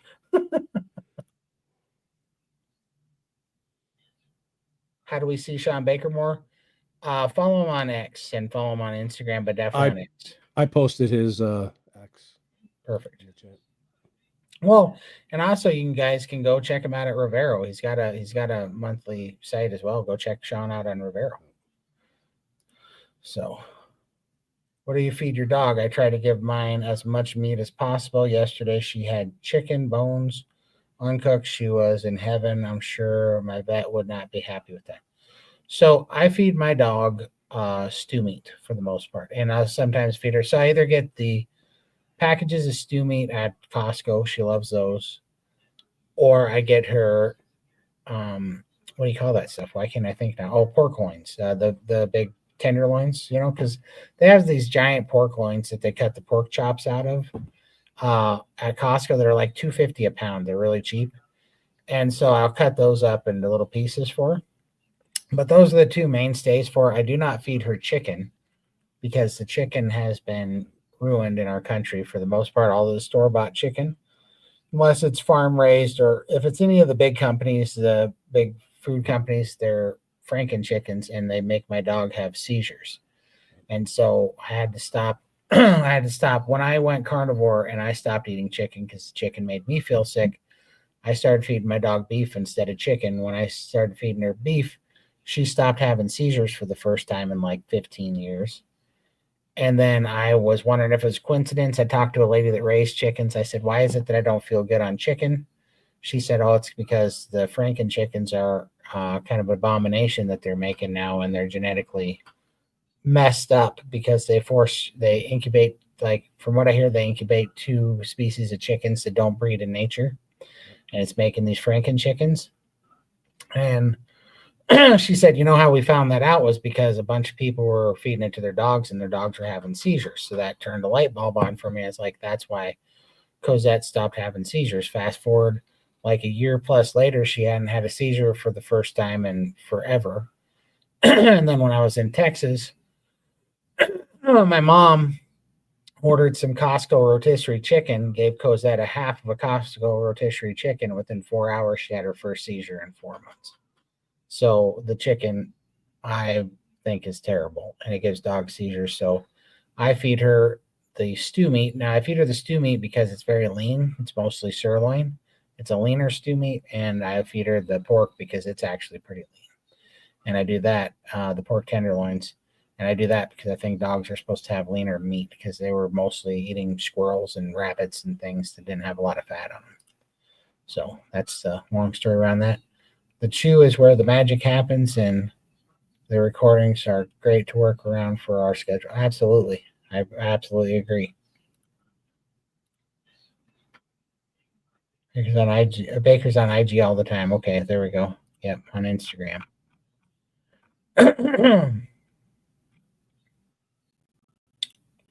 Let's see. Great podcast, Todd and Michael. See you next time. I appreciate it. Thank you, Carnivore Hercules. We'll see you next time. Take care. Thank you so much for showing up. I'll be in the chew. See you there. Thank you so much, Tim. Gotta head out. Thank you for the help. Thank you so much. I appreciate you. You guys are awesome. Thanks for being you. Oh, thank you so much. I think she was talking mostly to you, Michael, but I'll take it.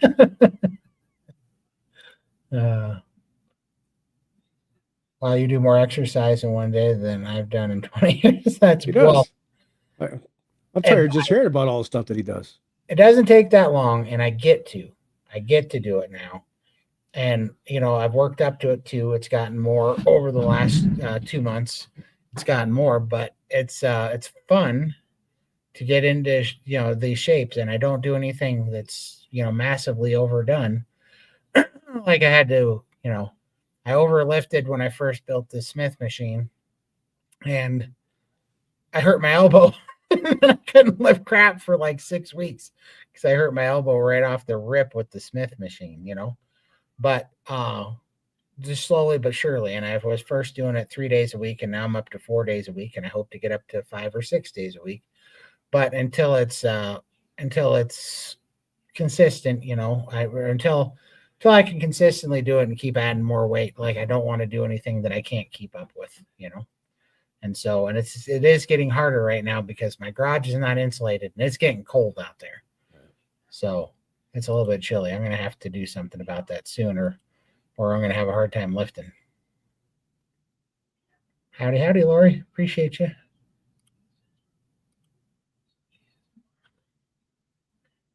Lisa says, thank you, Michael. I don't know for what, but no problem. You're welcome. That's awesome. But yeah, let's see. Yeah, I give her raw stuff. And you know what's funny? So I give her all the pork and the beef raw, and she'll eat it, but then she gets palate fatigue just like anybody does. And then she just wants my food, even though it's still beef or pork. We're eating the same thing. She wants mine because it's cooked or bathed in butter. Like she just wants people food. So the little spoiled turd will sit there and have a pound and a half of, stew meat sitting there raw on the floor. And some days she just gets sick of it, and she comes over and she's bumming my ribeye because it's been air fried. She wants my air fried ribeye, little turd.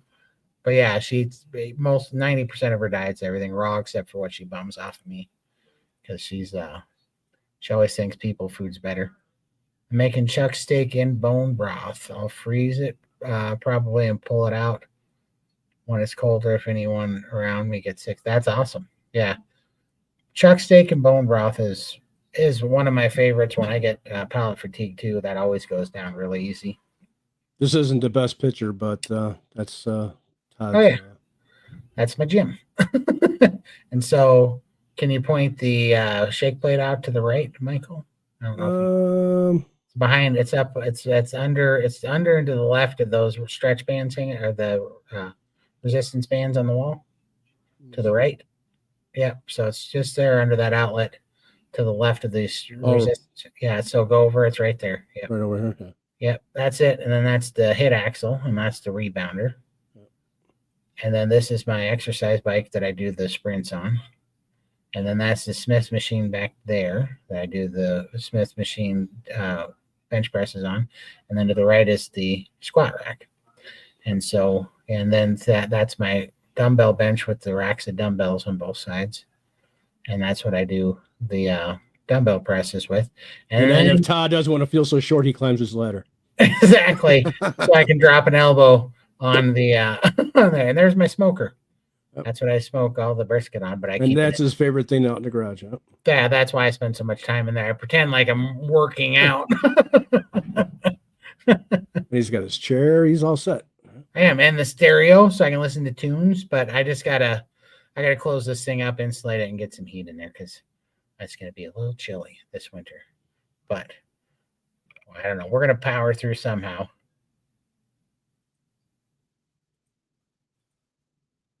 Let's see here. Let's see. I answered this one. Let's see where I'm at. I'm making Chuck's taking bone broth. That's awesome. Yeah, I love that. That's what I make all the time. For sure. My dog loves frozen chicken feet. I bet she does. Those are good. My Cosette's going on 19 years old, so she doesn't have very good teeth. But man, her favorite thing were those pig ears. The pig ears. You ever get the pig ears and the cow's hooves at the ranch store? Mm-hmm. Man, they love those, don't they? Yeah, they do. They go nuts. Yeah. For sure. Thanks so much, Nancy. I appreciate you. Thank you. Yeah, and that's what I'm saying. Like, that's what has me a little bit of a little salty about it when I hear all these people say, well,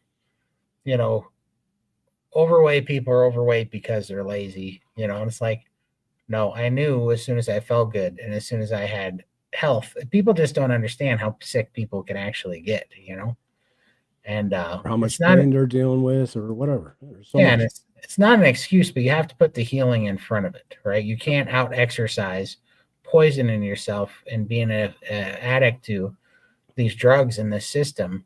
You can't exercise through that. You have to get your health back, and then when your body's healthy and your hormones are healthy and your mind's healthy, and I mean, you can't focus on doing that when it's all you can do to wake up in the morning and make it to the bathroom. Like it's such a silly thing, to say, well, just eat less and exercise more. It's like, oh, shut up. If that was working, 75% of the earth would not be sick and dying right now.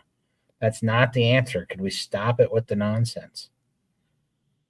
I have to rewatch this. I just spent several minutes signing into SBG and Rumble. Oh, thank you so much. I appreciate it. Well, I can't definitely, James, shout us out. Shout me out in the open chat in the Chew. It's called Chewing the Fat or the Chew.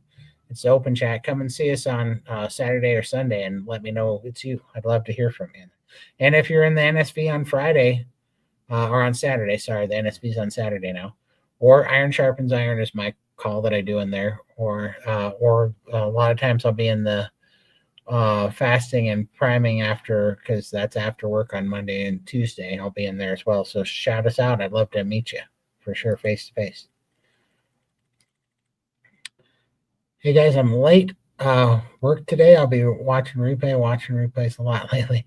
That's awesome, B-Dog. That's awesome to be busy though. Keep up the hard work. Very nice. Appreciate you coming in. And I just remembered, I just want to give out some sad news about Carnivore Keith. He lost his brother this past week. Oh no. And so he's been struggling with that. So if you see him around or something, yeah, for sure, a little bit. Yeah, give your love to Carnivore Keith. We're praying for you, Keith. Keith. Kiwi Daddy. Yep. Yeah. All right. I look forward to all the help. Thank you very much. I appreciate it. I can't wait till you get to meet the community. I hope you really enjoy it in there as much as we do. I just got a rebounder and I love it. That is awesome. I love it too. I mean, it doesn't take much to really, out of all the things that I'm doing right now, those calf raises, which you would think would be inconsequential, are the things when I'm done with the 15th set, I look like a newborn baby deer trying to walk on ice for, like it's crazy. It's crazy how much that burns. All right. Man, I think I caught up. You did, Todd. You guys Got need right to through it. talk more. We had like 108 people in here. So it's 108 against 1, and you guys aren't out talking to me.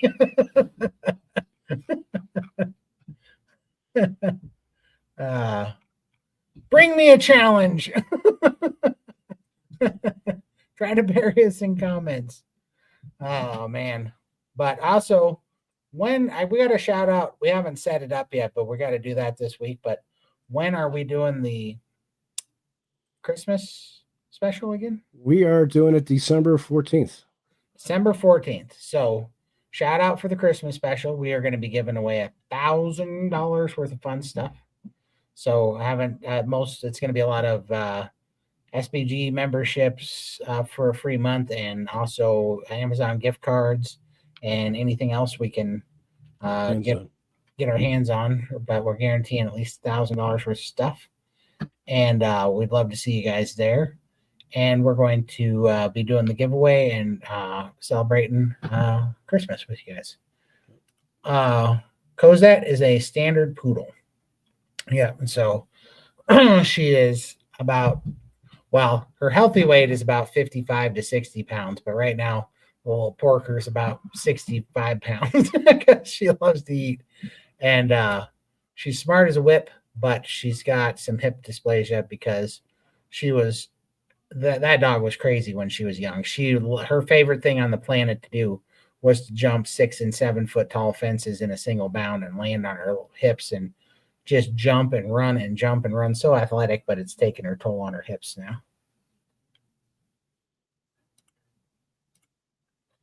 What is your opinion on offset smoker, pellets, or wood burning? I think the smoke is better off the offset wood burning smokers. However, for convenience and not having to babysit them, man, the pellets on this Traeger XL that I have, and how good of a job it actually does smoking. So I had one of the original Traegers, like when they first came out. I didn't get a lot of smoke on them, and I like the door was kind of leaking a little bit of smoke. I even got a high temp gasket that I put around the door so that it would seal on the barrel smoker better. And the hoppers had trouble. The smoke penetration wasn't very deep. Like, I didn't really care for it. This Traeger Timberline XL that I got, this thing smokes almost as good as a 500 gallon trailer mounted smoker that we have offset, that is designed for big smoke, putting real, hickory and real hardwoods in with charcoal. I mean, it does a fantastic job too. Don't get me wrong. Those are hard to beat. That volume of smoke that stays on the meat, it's hard to beat. But this Traeger comes in close second for smoke penetration and flavor, but it is so much easier to use. It is so nice. I just dumped the pellets in. I put the meat in. I put the meat probes in. I come in the house and my phone tells me what internal temperature the smoker is, what internal temperature the meat is, how many pellets I have left. Like, it is so incredible. And I can just see it on my phone. And I know when it's time to go put more pellets in there. I know exactly when it's time to go wrap the brisket and put it back in to finish smoking. I know exactly when it's time to pull it out. It'll shut down after it hits a temperature goal. I mean, it is so nice. And for the pellets, I've tried the off-brand pellets. I've tried like the Ace Hardware brand pellets, but the Traeger pellets. My favorite one is the Traeger pellets they sell, seems like exclusively at Costco, which is the gourmet blend. And they sell them a little bit cheaper and in a bigger bag at Costco. I think the bag's like 40 pounds at Costco or something. But that one has the best flavor by far, is the gourmet blend Traeger pellets at Costco. I quite enjoy them. It's so hard to beat that flavor. I've tried all the different Traeger pellets too, and I've tried all the different Ace Hardware off brands, and I just haven't tasted one that tastes as good as the gourmet blend at Costco, the Traeger ones. So they are delicious. Now, I am going to agree. This is my one thing. Traeger, if you're listening, you got to stop upcharging the crap out of everybody on your accessories, though, because your accessories are stupid. It's already stupid that your dang smoker costs $4,000. Do you have to charge $60 for butcher paper because it just says Traeger on it, you thieves? That's ridiculous, And your stupid cast iron skillets that go on the burner, $110 for a little piece of cast iron. Give me a break. Like, stop being price gouging son of a guns on your accessory. That's where they make all the money. They're wanting you to get all the goodies that they want you to put on there, and they just try to hose the heck out of you on the accessories. But I do love their product. It's good. Maybe everyone can chime in on how. Todd. Or you can go this way. Yeah, Michael's put me to shame on the smoker. He's showing me how to smoke efficiently. That's awesome. Can chime in on Thanksgiving or other holidays. What they're doing on Thanksgiving or other holidays. So yeah, I'm going to be doing a sous vide turkey breast vlog. And I'm going to be doing a rack of lamb and probably a prime rib, I think is what I'm going to do. And that's probably going to be for both Christmas and Thanksgiving is kind of my plan. I'm still not sure yet, but now that you brought up lamb again, that I might get a lamb roast. That sounds delicious, huh? That's awesome. Were you a Bruce Lee fan? I saw a picture of a similar setup and Bruce Lee photo. Way to go, Todd. I would love to have that workout setup. Thanks so much. I was a Bruce Lee fan, but I did not know that he had that similar setup. I had no clue. No, that was just it was just something. So can you put that picture back up? Yeah, give me a second. No worries.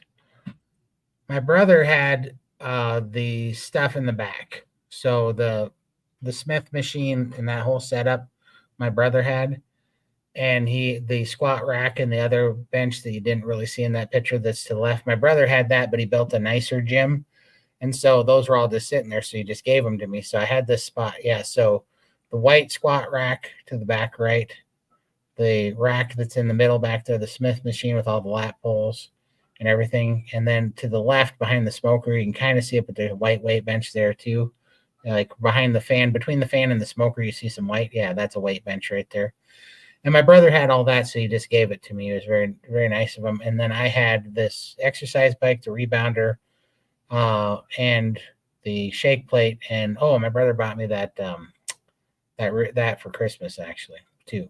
And so I ended up with all this weight equipment. And I was like, I need something to do. So I bought this rubber floor system and I cleaned out this garage. You can't see it over here, but I had to buy it because my dad had this full of stuff because when my dad and my brother died, I moved in with my mom because she's got Parkinson's and she'd never been alone. And I had recently got divorced. So I started taking care of my mom. So anyways, I cleaned out this garage and I put that floor system down.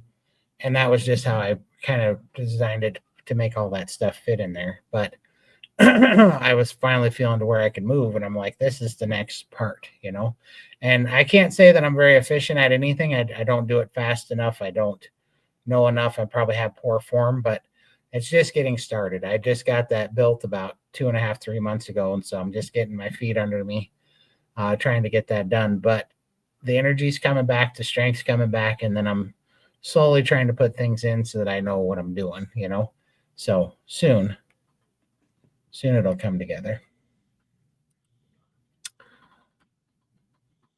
I have heard you guys talk about iodine before. Are you talking about Lugo's iodine? Are some sources better than others? If you have a good ones or bad ones? Yes. So I take Lugo's 5% iodine right here, and the best source. This is a great iodine, I think, but the best information about it is Dr. Brownstein's book on iodine and his interview that he did with Ken Berry. That's why I started taking iodine, and it has been a game changer for me. And I take a lot of it. I take 20 drops of the 5%, which is a metric buttload, basically. But it's pretty crazy, and I'm not doing it just because I'm crazy or something. It's because of Dr. Brownstein's protocol that I'm following. I posted a link to that video and also to Jake Rose. That's awesome. Thank you, Michael. Charlie and Maryland, did you guys ever get into contact with Butter Bob for the anniversary? No, we tried, but to no avail. To no avail. We're not famous enough. We're not famous enough, but we did try. Yeah, he really shut down talking in the community.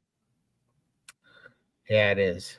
So we're gonna maybe one of these days he'll keep back. Maybe we'll see him at one of the Hack Your Health conferences in the future. Yeah. Go on, man. Change relationships with food. Eat to live. Don't live to eat. Absolutely. But prime first before you go OMAD. I made the mistake of going OMAD too long, and it wasn't a mistake. It was just a learning curve. But it does, if you do OMAD before you nourish your body, you tend to undereat because we're all so used to not having any leptin sensitivity that when you start having some leptin sensitivity and a history of restricting, it makes it really easy to undereat. So you definitely need to, like, OMADs are easy for a lot of us, but that's not necessarily the best thing for your metabolism at first. Series of OMADs, but just staying straight OMAD for a long time, it tanked my metabolism hard. And I had to learn how to prime to fix my metabolism. And it's a real thing, but absolutely. Those things are great, great starters. I'm making beef jerky from a half cow I got Friday. That's awesome. That's going to be tasty. I got to spend more time playing with beef jerky. I'm planning on doing that this winter. I want to get a meat slicer first because I want to try to make them consistently the same, size, the same size. And so I want to play around with what thicknesses I like, because I don't like those like dry as toenails jerky. I like to kind of have a little bit of give to them, like meat leathers, but not crazy dry where you can't chew them. I'm going to use my charbroil turkey fryer to cook a smoked turkey. That's awesome. Yeah, I'd love to see how that goes. That'd be super tasty. My brother last winter took a turkey fryer and he fried a prime rib roast in tallow, and that was pretty tasty. That was quite interesting. Charlie, probably grill lets you enjoy your food and life, not fritting over. Yeah, the cooker, for sure. It's just, man, they just make life easy. They're doing so good now, Once you get the garage insulated, you'll have to get some man cave posters and signs. For sure. Definitely going to. There's gonna be dogs playing poker on the wall. There's gonna be some cows, one of those big longhorn skulls on the wall somewhere. We're gonna have it all. We're definitely gonna jazz it up for sure. No, I'm looking forward to it. I'm losing my voice because I've been talking now for 6 hours and 5 minutes today on camera. Oh man. Can I just take a scoop of iodized salt with water, or do I have to purchase the iodine supplement? That is a good question. I don't know, but I've only ever done the supplement. I've only ever heard people recommend the supplement. And I personally don't take salt anymore because it makes me drink too much. And I don't like the fluid retention. So I don't know. I think that's an N equals 1 thing, but I would probably, all that I can recommend is the iodine supplement because I've never done anything else. You're missing the punching bag. I am, but that's coming soon. Trust me, I have a few things. I actually have a treadmill I haven't moved out there yet that I'm going to put out there, but I'm going to probably, and it's crazy. My buddy, he was like, you want this exercise bike? So I have an exercise bike that's not even in that deal, but he's like, somebody just gave it to me. And I'm like, okay. I said, yeah, we can all take it. And then I looked it up, and it was like, still had the plastic on the screen, the readout, and it's like a $1,700 exercise bike. It was crazy. I don't know where he got it, but I was like, geez, thanks, John. But I want to get the Assault Fitness treadmill that Baker has. That's going to be the next addition, because when I graduate from doing sprints on the exercise bike, I want to do running sprints, and I want to do it with the Assault Fitness treadmill. You know, that curved one the Baker runs on? I want to get that one. So that's going to be the next addition, and I'm going to get a punching bag and a speed bag in there for sure as well. And you know, I just want to keep adding things in there that keep me engaged and that are fun, that I look forward to doing, and just be going through it every day and just see how much more movement I can. And I know that I feel better every time I do it. I know that it clears my mind. Just look at you.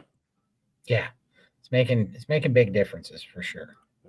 But I just have to resist the urge to get carried away and do something stupid, because I did that twice now. I did that with the jump roping. Right. I did that with the over benching. So I got to keep from doing that, because that puts me backwards, because then I hurt something. I go backwards. I'm going to rewind for your information. I'm enjoying the political fallout. It's great. Exactly. Me too. Amen. I love it. It's one of those guilty pleasure things. Man cave with smoker and gym. Multitasking. Absolutely. I mean, is there more of a carnivore thing than free weights and smokers? Right. And what you don't see is over in the corner, I have deep freezers with a bunch of meat in it too. Yeah. So for sure. It is a carnivore man cave dream for sure. Iodized salt has no way of ensuring even amounts of iodine per scoop, and the iodine degrades with oxygen exposure. Okay, I got you. See, Carnivore John is a wealth of information. I would not have known it. Yes, he is. Thank you so much, John. Can you get a punching bag with a slot for someone's picture that might be worth it? I don't see why not. I can think of a few names. I can think of a lot of names. Fauci. Fauci, to name a few. I won't go down my hit list. That's funny. That's exactly what it would be. It would be a hit list. That's funny. But yeah, definitely want to start that next. But we'll see. And just keep adding fun things that are, keep adding movement, and just keep things exciting, and keep finding reasons to spend time out there. I'm not gonna lie, it's getting harder and harder to spend time out there the colder it gets. So yeah, when all of a sudden you grab the bar and your hands stick to the bar, it's freezing.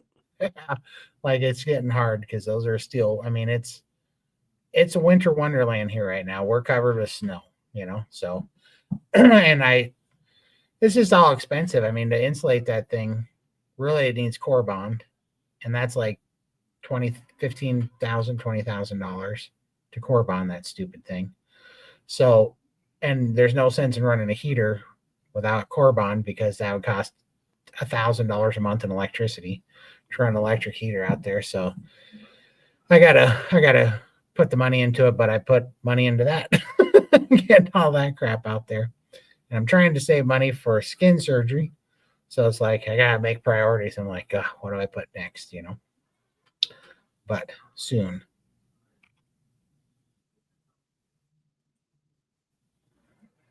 Yeah, exactly. Literal hit list for sure. For sure. Thanks so much. I'm doing mine with Carnivore. Michael's naturally pretty. Right. He beat me on genetics. Show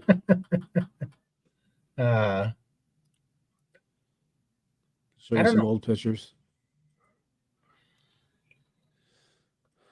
I don't know. I think it's just going to be fun. I mean, it's only been 2 years, right? So it's just fun to see what'll happen in another year, and then another year, and another year, because it just keeps getting better. So, and it's fun to see the changes. Well, and it's fun to document them, so that right, people are riding along, because every year that we stay carnivore, and every year that we have more results, every year people can just shut up a little bit more about it. You know what I mean? So it's kind of fun to watch it, making them eat crow. So for sure. Man, but I don't know. I'm going to be interesting. I might have to make a dry run at the smoked rack of lamb. I might have to try that once before get the recipe right. I don't want to choke under pressure. So I think I'm going to have to smoke a rack of lamb. See how that tastes before the big tea day. That might be super tasty. Man, I caught up to the chat again. How do I keep doing that? Just think, if never had carnivore, this picture would never have happened. That's true. And you know what's funny? I was trying to think how much heavier I was in that picture. I was 450, no? No, in that picture, no, I was 488, I think. So 48. Yeah, so I was about 93 pounds heavier in that picture. Yep. And that was in Austin. Yep. And there's Lindy all the way from, and she brought me in a Cobra. That's what, oh no, I gave her one of my black hats, and she brought me a Cobra from Australia for sure. And my legs are much better than in that picture now, because more and more of the lymphedema is coming off. But yeah, for sure. You can just see it. Just look at the face. Yeah, and this face a little bit chunky right now because you got fluid, yeah, for sure. And you're priming, but yeah, there's a difference for sure. It's kind of funny. It's funny how fast it all comes around. So soon, I remember before going there, I'm like, am I going to die in Austin heat? Am I going to be able to walk around that place? And now it's easy, you know.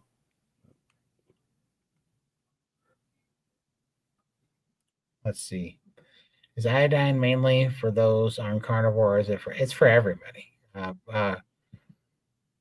Brownstein says that everybody is extremely iodine deficient, that there's like an epidemic of iodine deficiency.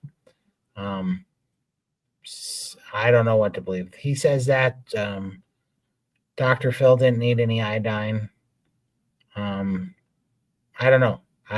For me, I think it was so important for me that it made me see in color again, because my thyroid was that screwed up without it. So for me, it was an absolute no-brainer. Nearly everyone not living close to an ocean is iodine depleted. Yeah. Mm-hmm. I believe that as well, for sure. And I mean, it's such a cheap supplement out of all the supplements to get. It's like $20 a bottle that lasts pretty much. And it's easy to take, so yeah. It's easy to take, and for the bang for the buck. And when I started taking iodine, my energy level went through the roof. I started sleeping better, and I started having more definition. I use the Life Pro. Same. Something. Rumble 4DX, I believe it is. Yeah. Because we needed to higher weight capacity. It has a 500-pound weight capacity. Right. We needed something. And now it's funny because now I'm down to 400 pounds, but now I stand on it with 80-pound weights. What I'm trying to do is replace the weight that I'm losing with weight that I hold when I work out. Mm-hmm. And I'm like, let's try to retain the muscle. And for anybody that's heard me say this a bunch, I apologize for repeating it, but the cool thing is that, when you do a standard American calorie restrictive diet and you start losing weight, you're losing about 33% lean tissue and you're losing about 66% fat and water. But when you take those GLP-1 inhibitors, I'm not going to say the names because it'll get me canned, but the ones that everybody, the shots that everybody are taking now, you lose about 66% lean tissue and only about 33% fat. So it's possible on those drugs to actually lose weight and have a higher fat to lean tissue ratio, which is insane, right? That right there is why you don't want to just look at numbers on a scale. However, with carnivore, it is possible to eat carnivore, gain lean muscle mass and tissue while losing fat. And so the scale weighs more, but you have composition changes and you lose shirt sizes. That happened to me through priming, where I gained 21 pounds and lost 3 shirt sizes and got exponentially more mobile and agile and can move around more and a bunch more dexterity and balance and just much better off. And so my idea is that I'm going to try to carry the weight that I'm losing, as much as possible. Try to have my strength go up with the weight that I'm losing to try to try to maintain the mass. I started Lugol's Iodine 2% about a month ago. Congratulations. When I was taking the 2%, I was taking 50 drops a day. And now I take the same equivalent, but in 5% just so I can have more, That's so amazing that you see in color now. Yeah, it's ridiculous. And it's not just some woo-woo thing. I said that this is why people don't understand how sharp Dr. Phil is, because he also has a degree in physiology and he's a medical scientist. And Dr. Phil is crazy sharp. But I told my hormone doctor and my doctors here, see, because this happened twice in my life. One time I saw in color after starting TRT, and I took my first testosterone shot, got a massive migraine. I opened my eyes an hour later, and I felt like I was seeing in high definition color for the first time. And didn't know what that was. I told my hormone doctors, they said they never heard anything like that. It didn't make sense, probably just whatever. They really didn't know. Yeah, I've told a few doctors about that. Now, the second time, because after that I took TRT for about 5 or 6 weeks, and then I found out that you can become dependent on it. Your body will stop making its own testosterone. So I got off of it, and I was that at the time is when I was starting keto, and I'm like, I'm going to give keto a try and see if I can fix it naturally. So I didn't want to get stuck on not producing testosterone. That sounded like a terrible idea. So I stopped that, but then when I started taking iodine and I started taking it in high doses, I had the same effect. All of a sudden, it was like I was seeing in high definition color again. Because you don't realize it's not that I wasn't seeing in any color at all. It wasn't like I was seeing in complete black and white. But the colors get so dulled down over time, little by little, that you don't understand it. And then all of a sudden, when your eyes are functioning properly, it's shocking because it's like you're seeing the full spectrum of colors, and it's crazy. And you don't even realize you were losing it before. But colors are just so much better. But Phil, he didn't just sit there and go, oh, well, you're crazy. That doesn't make sense. Phil took it as a puzzle, and he's like, well, let's figure out why this is. And sure enough, he figured it out, and he even sent me the paper on it. And it was because I don't remember the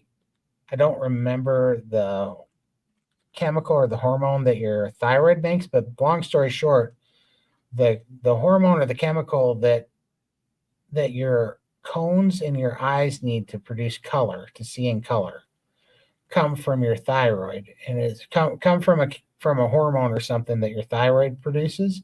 So if your thyroid is not functioning, it doesn't produce this certain chemical that your cones need in your eyes to see color. So the iodine was fixing my thyroid in a very dramatic way. So my thyroid started functioning and producing this chemical that in turn started giving the chemical to the cones in my eyes that it needed to see in color. And so, and Phil I thought that was just awesome that Phil went out to solve that little mystery and pretty much put a summary together of exactly what was happening. But he found the causal link between iodine, thyroid, and seeing in color when none of my other doctors knew.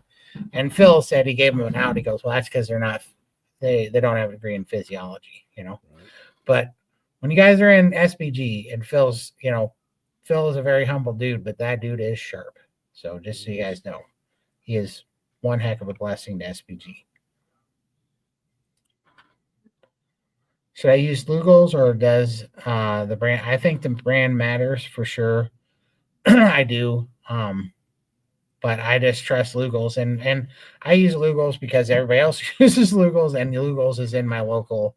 I don't even have to order it. It's right here in my town at the health food store. So I just get it off the shelf. I have hyperthyroidism and take levodoxarin.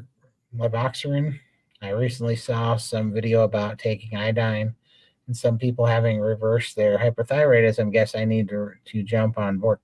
Definitely try it. Like, it's not going to hurt you. It's basically, I know that 50 milligrams is a crazy amount of iodine, but what Brownstein and Barry said is as long as your kidneys are good, if you take too much, you're just going to pee it out. So, unless you have a kidney issue. Now, if you start having negative responses to it, you can have some autoimmune system stuff like, I forget what it is, Hashimoto's and something else. And sometimes it'll react poorly if you have an underlying undiagnosed whatever, or if you have those things. And sometimes you can have a flare up. Some people say that that's also not true. I don't know what is true and what isn't, but I think it's an one thing, and I think that everybody should try it. It's my personal opinion because it's been the closest thing to a miracle pill for me. Lugol's is a solution that you should use. It's made by several companies. That's awesome. I use Carolyn from Amazon because it's less expensive than J. Crow's. Okay. I've used them in the past too. I started 3 weeks with a trainer and a restricted diet. I was seeing results, more mobility and strength, but then I started Carnivore 6 weeks ago, and strength really picked up. It is so motivating. Absolutely, that's fantastic. Yep. I can't wait. Definitely keep us up on the progress, man. We want to hear more from you. Dr. Barry's wife, Nisha, stopped her level, but took a lot of time to heal that point. So interesting. Good luck. Absolutely. That's awesome. Yes, that's why men have more rods, which are night vision. Women have more cones. I got you. So, okay. So rods see in intensity of light, but cones see in color, if I'm getting that right. Yes, that's why men have more rods, which are night vision. Women have more cones. So women must see fantastic color. That's why you guys wear bright colors. That's interesting. It's probably why more men are colorblind. I bet so.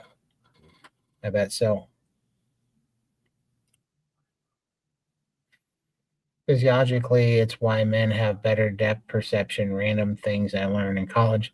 That's awesome. Yeah. Well, I didn't have any clue. I just, all of a sudden, I would open my eyes after taking it, and it looked like I was looking through a kaleidoscope of color all of a sudden. It was actually shocking to see. And then, of course, it leveled out, and I was like, man, this is what I've been missing this whole time. The grass is green. Like, when did that happen? I thought it was a little bit ashy. And not just on the other side of the fence, right, Todd? Exactly. Hyperthyroidism is usually Hashimoto's, okay? Takes 10 drops a day of Lugol's iodine, Carnivore grandma. Yeah, I take 20 drops of 5% right now.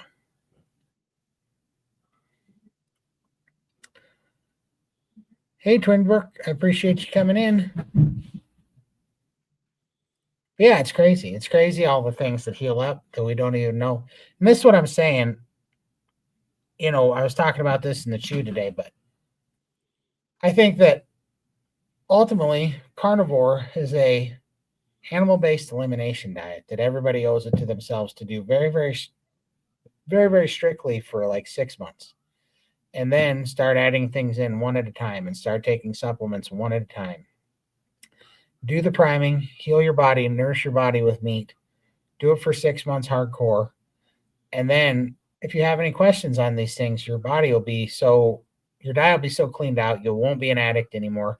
You can start trying things one at a time. And it's then that you'll actually get to see these amazing results, like seeing in color. I guarantee you that I could have taken iodine 3 years ago and I wouldn't have saw in color because my diet was a dumpster fire. My gut was your whole system was a mess. Yeah, like nothing was. It wasn't going to be the magic cure. But once you get it so leveled out that you can take things one at a time, then you can actually see if it has a negative or a positive effect on you, and then you can put it on the board. And like I found out pepper, I cannot do black pepper. Black pepper tries to kill me, so that's off the list forever. I found out any kind of nuts, completely not good for me.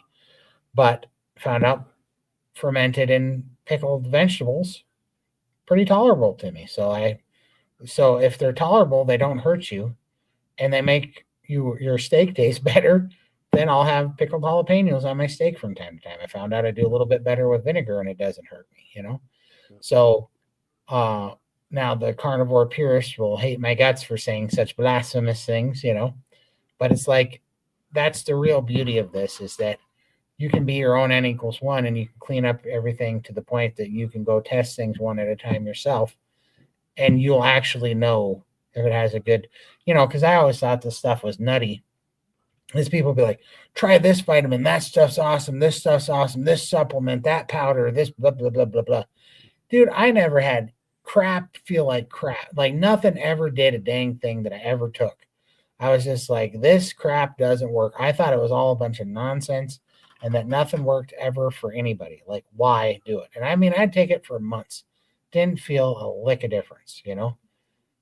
But when your gut is so screwed up and full of Coca-Cola and energy drinks seed and oils and red dyes and crap, your gut microbiome, your mouth microbiome is all messed up. Your hormones are all messed up. Like, what do we expect? You're just dumping this stuff and it's going right through you. Yeah, it's just into a toxic spill, and now we know. This is why they say that's just making you have expensive pee. Well, of course, if you go take all your vitamins and stuff or whatever, or this magic pill supplement, and then you go have Taco Bell where you go explode in the bathroom 45 minutes later, nothing absorbed, right? Your gut's not healthy enough. Like this idea that we were all healthy when oh, it's healthy to poop 3 times a day. Like, really? I don't think so. It's not healthy. You're not even having it in there long enough to absorb anything. Eating meat and pooping every 3 days is healthy because your body's absorbing everything. This idea that you gotta, evacuate everything that you just ate. It's like I paid good money for that, and it's flying out of my rear end at a alarming rate of speed right now. Like, what good did that just do? I mean, it's silliness. What dose should I begin with since I've never taken iodine? So I'm just going to tell you what I did because I can't give advice on that stuff. I don't know you and I don't know the best, but I'm just going to tell you what I did. I took 6 milligrams at first, which was 6 drops of 2%. And then took that for a while. I didn't really notice any difference at all. Then I took 12 drops. I doubled it. I started feeling it a little bit, and that's when I heard Brownstein say you wanted to get to 50 milligrams. So then I doubled that for 3 days to 25 milligrams. That's when I started seeing in color, was when I got to 25 milligrams. And then I doubled that to 50 drops of 2%, which is also 20 drops of 5%. Same difference. And that's what I take now is the 50 drops. Or the 50 milligrams, 20 drops of 5%, or 50 drops of 2%. That's what I did, and that's how I stepped it up. And I haven't had any bad side effects whatsoever, so I just keep doing it, and my body gets a lot of use out of it. Where are the calculators on the internet that help compute a dose? Would require a med degree to figure out. Yeah. So there's a Michael's probably finding it right now, I'm guessing. But oh no, I was typing, but yeah, I'll go find it right now. Yeah, there's a Lugol's chart that tells you how much each percentage of iodine is and how much a dose is out of the dropper. But I know I did this, and I know that 2% is 1 milligram per drop, and 2%, which I know sounds crazy that it's actually less than just cutting whatever, but it's 20 drops. So 20 drops is 50 milligrams, or sorry, it's 2.5 milligrams per drop on the 5%, and it's 1 milligram per drop on the 2%, which, yeah, that actually calculates. Yeah, that's right. That calculates out perfectly. So anyhow, that is what I found, but there's a chart for Lugol's iodine that tells you that I found somewhere on the internet.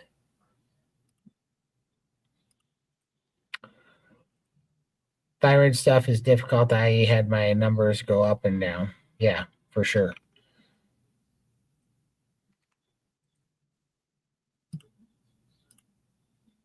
Yeah, hormones are super tricky for sure as well. For sure. But man, I just noticed that everything balances out every day and it just gets better.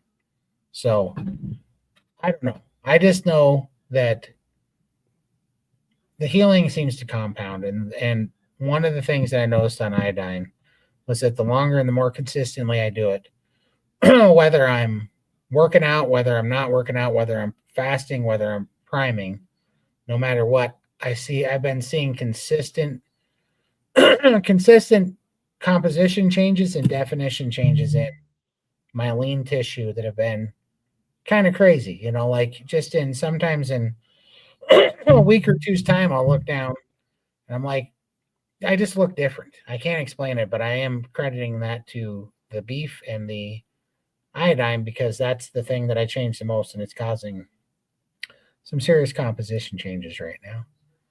Does the iodine taste like iron or metal? I have a hard time with the taste. What does iodine taste like to me? It doesn't taste like iron at all because I hate that taste. It tastes like you're sucking on nickels. It doesn't taste like that. It doesn't taste like metal at all. No, it tastes like iodine. Yeah, I mean, it's got its own taste. It's so difficult. But what I do is I take these Topo Chicos, and when I get it about that full where my pinky is, I put the whole 20 drops in there. I swirl it around and I shoot it like a shot glass. And then before I breathe in or touch my tongue to the roof of my mouth, before I do either of those things, I take a big drink of Topo Chico clean and I shake it out and I swallow it down, and then 90% of the taste is gone by then. But no, it doesn't taste like metal. What really sucks is when I'm dry fasting. When I'm dry fasting, I put all 20 drops on my tongue, and that burns. That burns. That's no fun. But I don't want to drink the water, so I do it anyways because I will still want the iodine on the dry fasting days. I've been talking for 6.5 hours, so I'm getting a frog in my throat now. Let's see here. I'm wondering if people who really need it don't taste that taste. You taste it. It's got a very strong taste. Yeah, I'm wondering if she thinks that it tastes like that it doesn't taste as strong for me as it would for somebody who didn't need it, I think is her question. Yeah, I don't think so because I taste it pretty bad.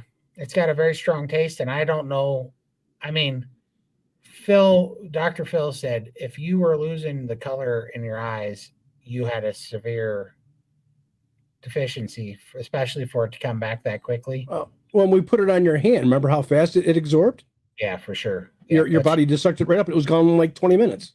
Yeah, for sure. I do remember that actually. Yep. So I think I was about as. I'd be curious to see it now if you did it, how long it would last. Let's try it. I don't mind walking around with an orange hand for a little while. I do it from time to time. Yeah. Now, Ken Berry said that this isn't accurate, but we'll see. I know. But to me, I can see the difference when I don't take it and then when I do take it. I can see that it lasts for days when I'm taking it. All right, there it is. Yep. We'll see how long. Now I have a iodine finger. Yep. All right, hold on. Let's let it dry and then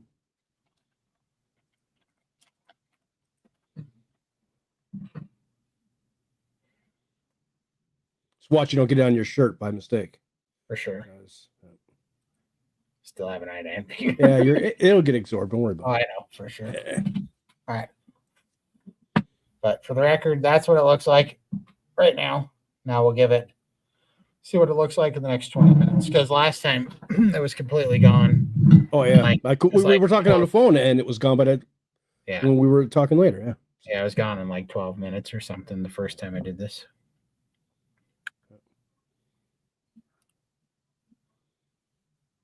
The seaweed wrap that I used for sushi has the iodine taste, but not as strong. Okay. That's interesting. What exactly does optimal aminos do for you? It says to use before a workout. How does it work on hormones And how did your eyebrows grow back? So when I was taking the optimal aminos and when I was priming, my eyebrows grew back because my thyroid was healing, and hypothyroidism is losing your eyebrows is a sign of hypothyroidism. And so I grew my eyebrows back from healing up my thyroid. My thyroid was healthier, basically, is why that happened. Now, I don't think I still need amino acids, but there's something called amino acid therapy that we're playing around with. And long story short, if your body's not good, amino acids come from protein and meat, right? But there's a process to breaking those things down. And if your body's not super efficient at it, basically the byproduct of breaking down that protein and the meat is amino acids. And so this is something that the doctors do, or that some physicians are doing online, called amino acid therapy, that we wanted to play with, which was to basically get the byproduct or whatever of the amino acids without having to rely on digestion from your stomach. So basically a little bit of a cheat code.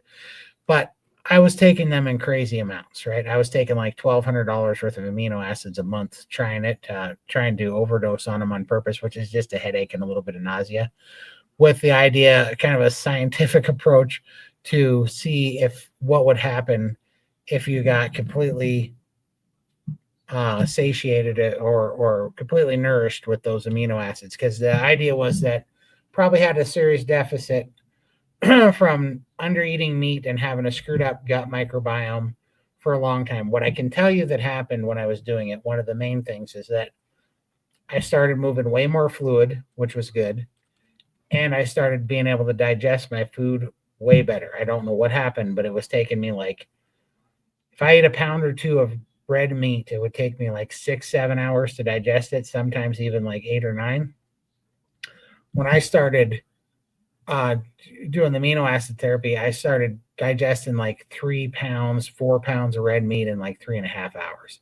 Like my body was just tearing it up, basically. So basically, I still take it, and I only take I take like a tenth of the amount of pills. I take 30 of these a day now. Then I'm using the optimal aminos because they're half price of the perfect aminos. But I'm taking optimal aminos now. And I take 30 pills a day. I take 10 pills 3 times a day. And I only do that when I'm not fasting, but when I am priming. And it's really just to, because I watched the information on the amazing things that are happening with people with amino acid therapy.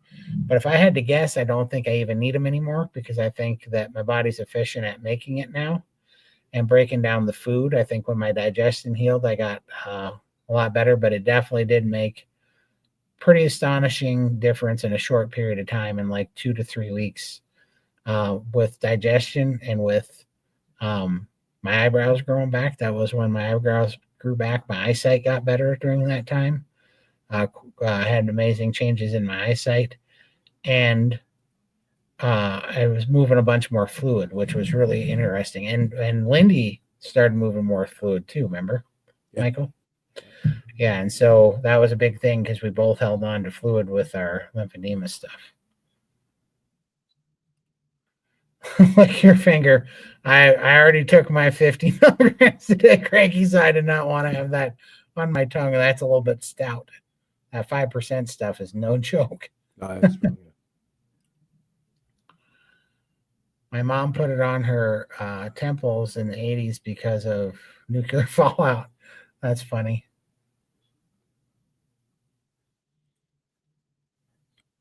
Right. And Dr. Ken Berry says that too. So I don't know.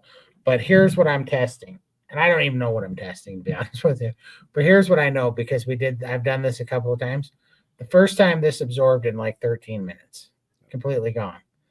The second time, it took like an hour and something. So I don't know exactly what it is telling me, but it is funny that I put it on the same hand, the same strength, the same hand, the same number of drops, that it would absorb in different amounts of time.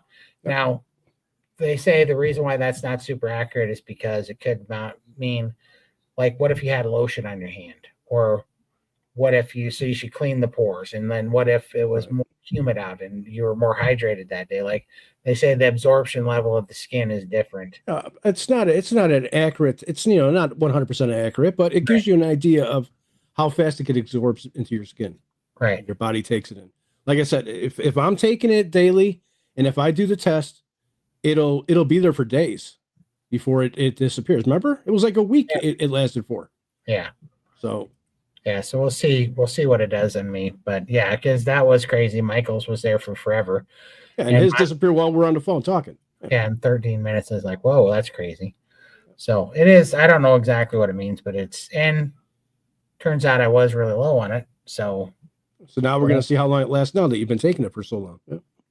yeah, the skin test relies on the assumption that iodine absorbs and is distribution are uniform across the individuals. However, it is not the case. Factors such as skin thickness, hydration. Yeah, exactly. Yep. Yep. And so, yeah, it's probably pretty anecdotal, but hey, it's content. Right. So, But if you know your body and you're doing it to yourself, you can see the difference. I'm telling you. right. Yeah. If you Right. know, at least if I'm measuring just against myself, Mhm. then maybe, but there's still variables like Right. moisture level and humidity in the air. And if you put lotion on or something, that could all cause it too. Individual metabolism can significantly influence iodine absorption and distribution. I got you. I'm totally going to do this. I know it's like I'm not saying that it's going to be conclusive or something, but it's kind of like to me it's kind of like a baseline test just to play with and see for yourself if you start taking iodine. Wash your hands, keep the stuff off it, and try to keep it as close to the same conditions, and maybe it'll tell you something. I really couldn't tell you or not. I know this is what a lot of people say to do, but it's interesting. Maybe I need to put it on my skin too. It's diluted looking. Yeah. If you look back into the 30s and the 40s when people would get sore throats, they would put it on the side of their throats, on the outside, and let it get absorbed right into their throat, and their sore throat would go away. Huh.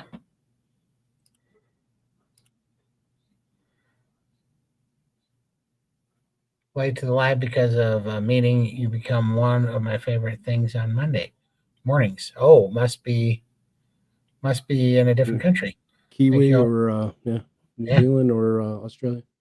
Thank you so much. I sure appreciate it, Beck. We appreciate you guys supporting the channel and always showing up. My skin is so thin. I hear you. I have pretty thick skin, and that's why it's pretty interesting, because it's the cold weather and it's dry here. So that's why another reason I thought, well, that's weird that it absorbed that quick, but who knows? Based on what I hear you two say, I believe it can indicate that you have more one day than earlier. More one than earlier. Oh, more iodine on the skin than earlier. I can't think of it. I can elaborate, John. Are you saying that we had more iodine, like more drops on the skin? Because I've tried to keep the drops consistent every time I've done it. I've done 2 drops every time I've done it. I do So the same amount too. yeah, so I don't know. So tell me if you think that we put more drops on, or if you think that we had more in our body at that time.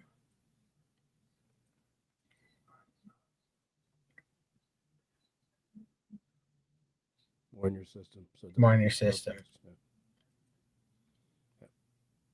I got you. That's interesting. That's interesting. That surely could be, because it doesn't make sense. This is lasting longer than it did any of, because I did this 2 times 4. This is lasting a lot longer than that. I bet you it'll be there for days. Watch. Huh. Well, that'd be interesting. I'm gonna have a lot of explaining to do. Oh man. But yeah. Well, this is gonna be fun. Fun to see. But yeah, let us know. Any of you guys that we have influenced to take iodine, let us know next week, or if you're in the chew this coming week, let us know. Changes. Yeah, if you saw any changes, like we want to hear real people's experiences so that we can all be a collective of information so that we can help other people in the right direction. That'd be awesome. for sure. I'm so tired of this camera. I have this auto thing so that it keeps me centered in the camera. It's a program. But if I put my hand in front of my face, it does this like zoom in thing all the time. So it's always doing this like climactic, like dun dun dun thing. It's really annoying. When we were talking the other day, you were zooming out. Yeah, if I put my hat down, it's like, can I go? Let's see, can I do it? Can I look up? Well, it was starting to go. It's trying to focus, but it keeps going. It loses the track of your eyes and your mouth. It does. And so it starts looking. It's giving me motion sickness. Oh man. Let's see here. Well, we caught up. We're getting close. But we appreciate y'all hanging out with us. And let's see here. Love to see you guys on Friday. So we're going to be doing a Friday Night Live with Bella again. And doing the SBG gang here on YouTube and Rumble and X and all the platforms. We're going to be putting that on. So come and hang out with us on Friday if you're around. You got some time and you want to chat with us. And then otherwise, we'll see you back here next Sunday. And if you are so inclined and you want to be able to chat more with us on Zoom, come hang out with us in the SBG gang. And that's a awesome carnivore community that we like to hang out in. And we're seeing some, I don't know, it's just so much fun to see all the awesome results. I mean, it's crazy. The success stories we're seeing, and it's just, I don't know, just kind of keeps you focused and, you know, it kind of lifts your spirits to not listen to the hearing how everybody's changing their life with all their NSVs and all that stuff. It's awesome. For sure. For sure. And it's fun to see all the haters that hate on us for hanging out in there too. Appreciate it, Anna. You guys have a great week too. Be blessed. Be safe. Love you all. We'll see you next time. Take care, guys. Have a good week.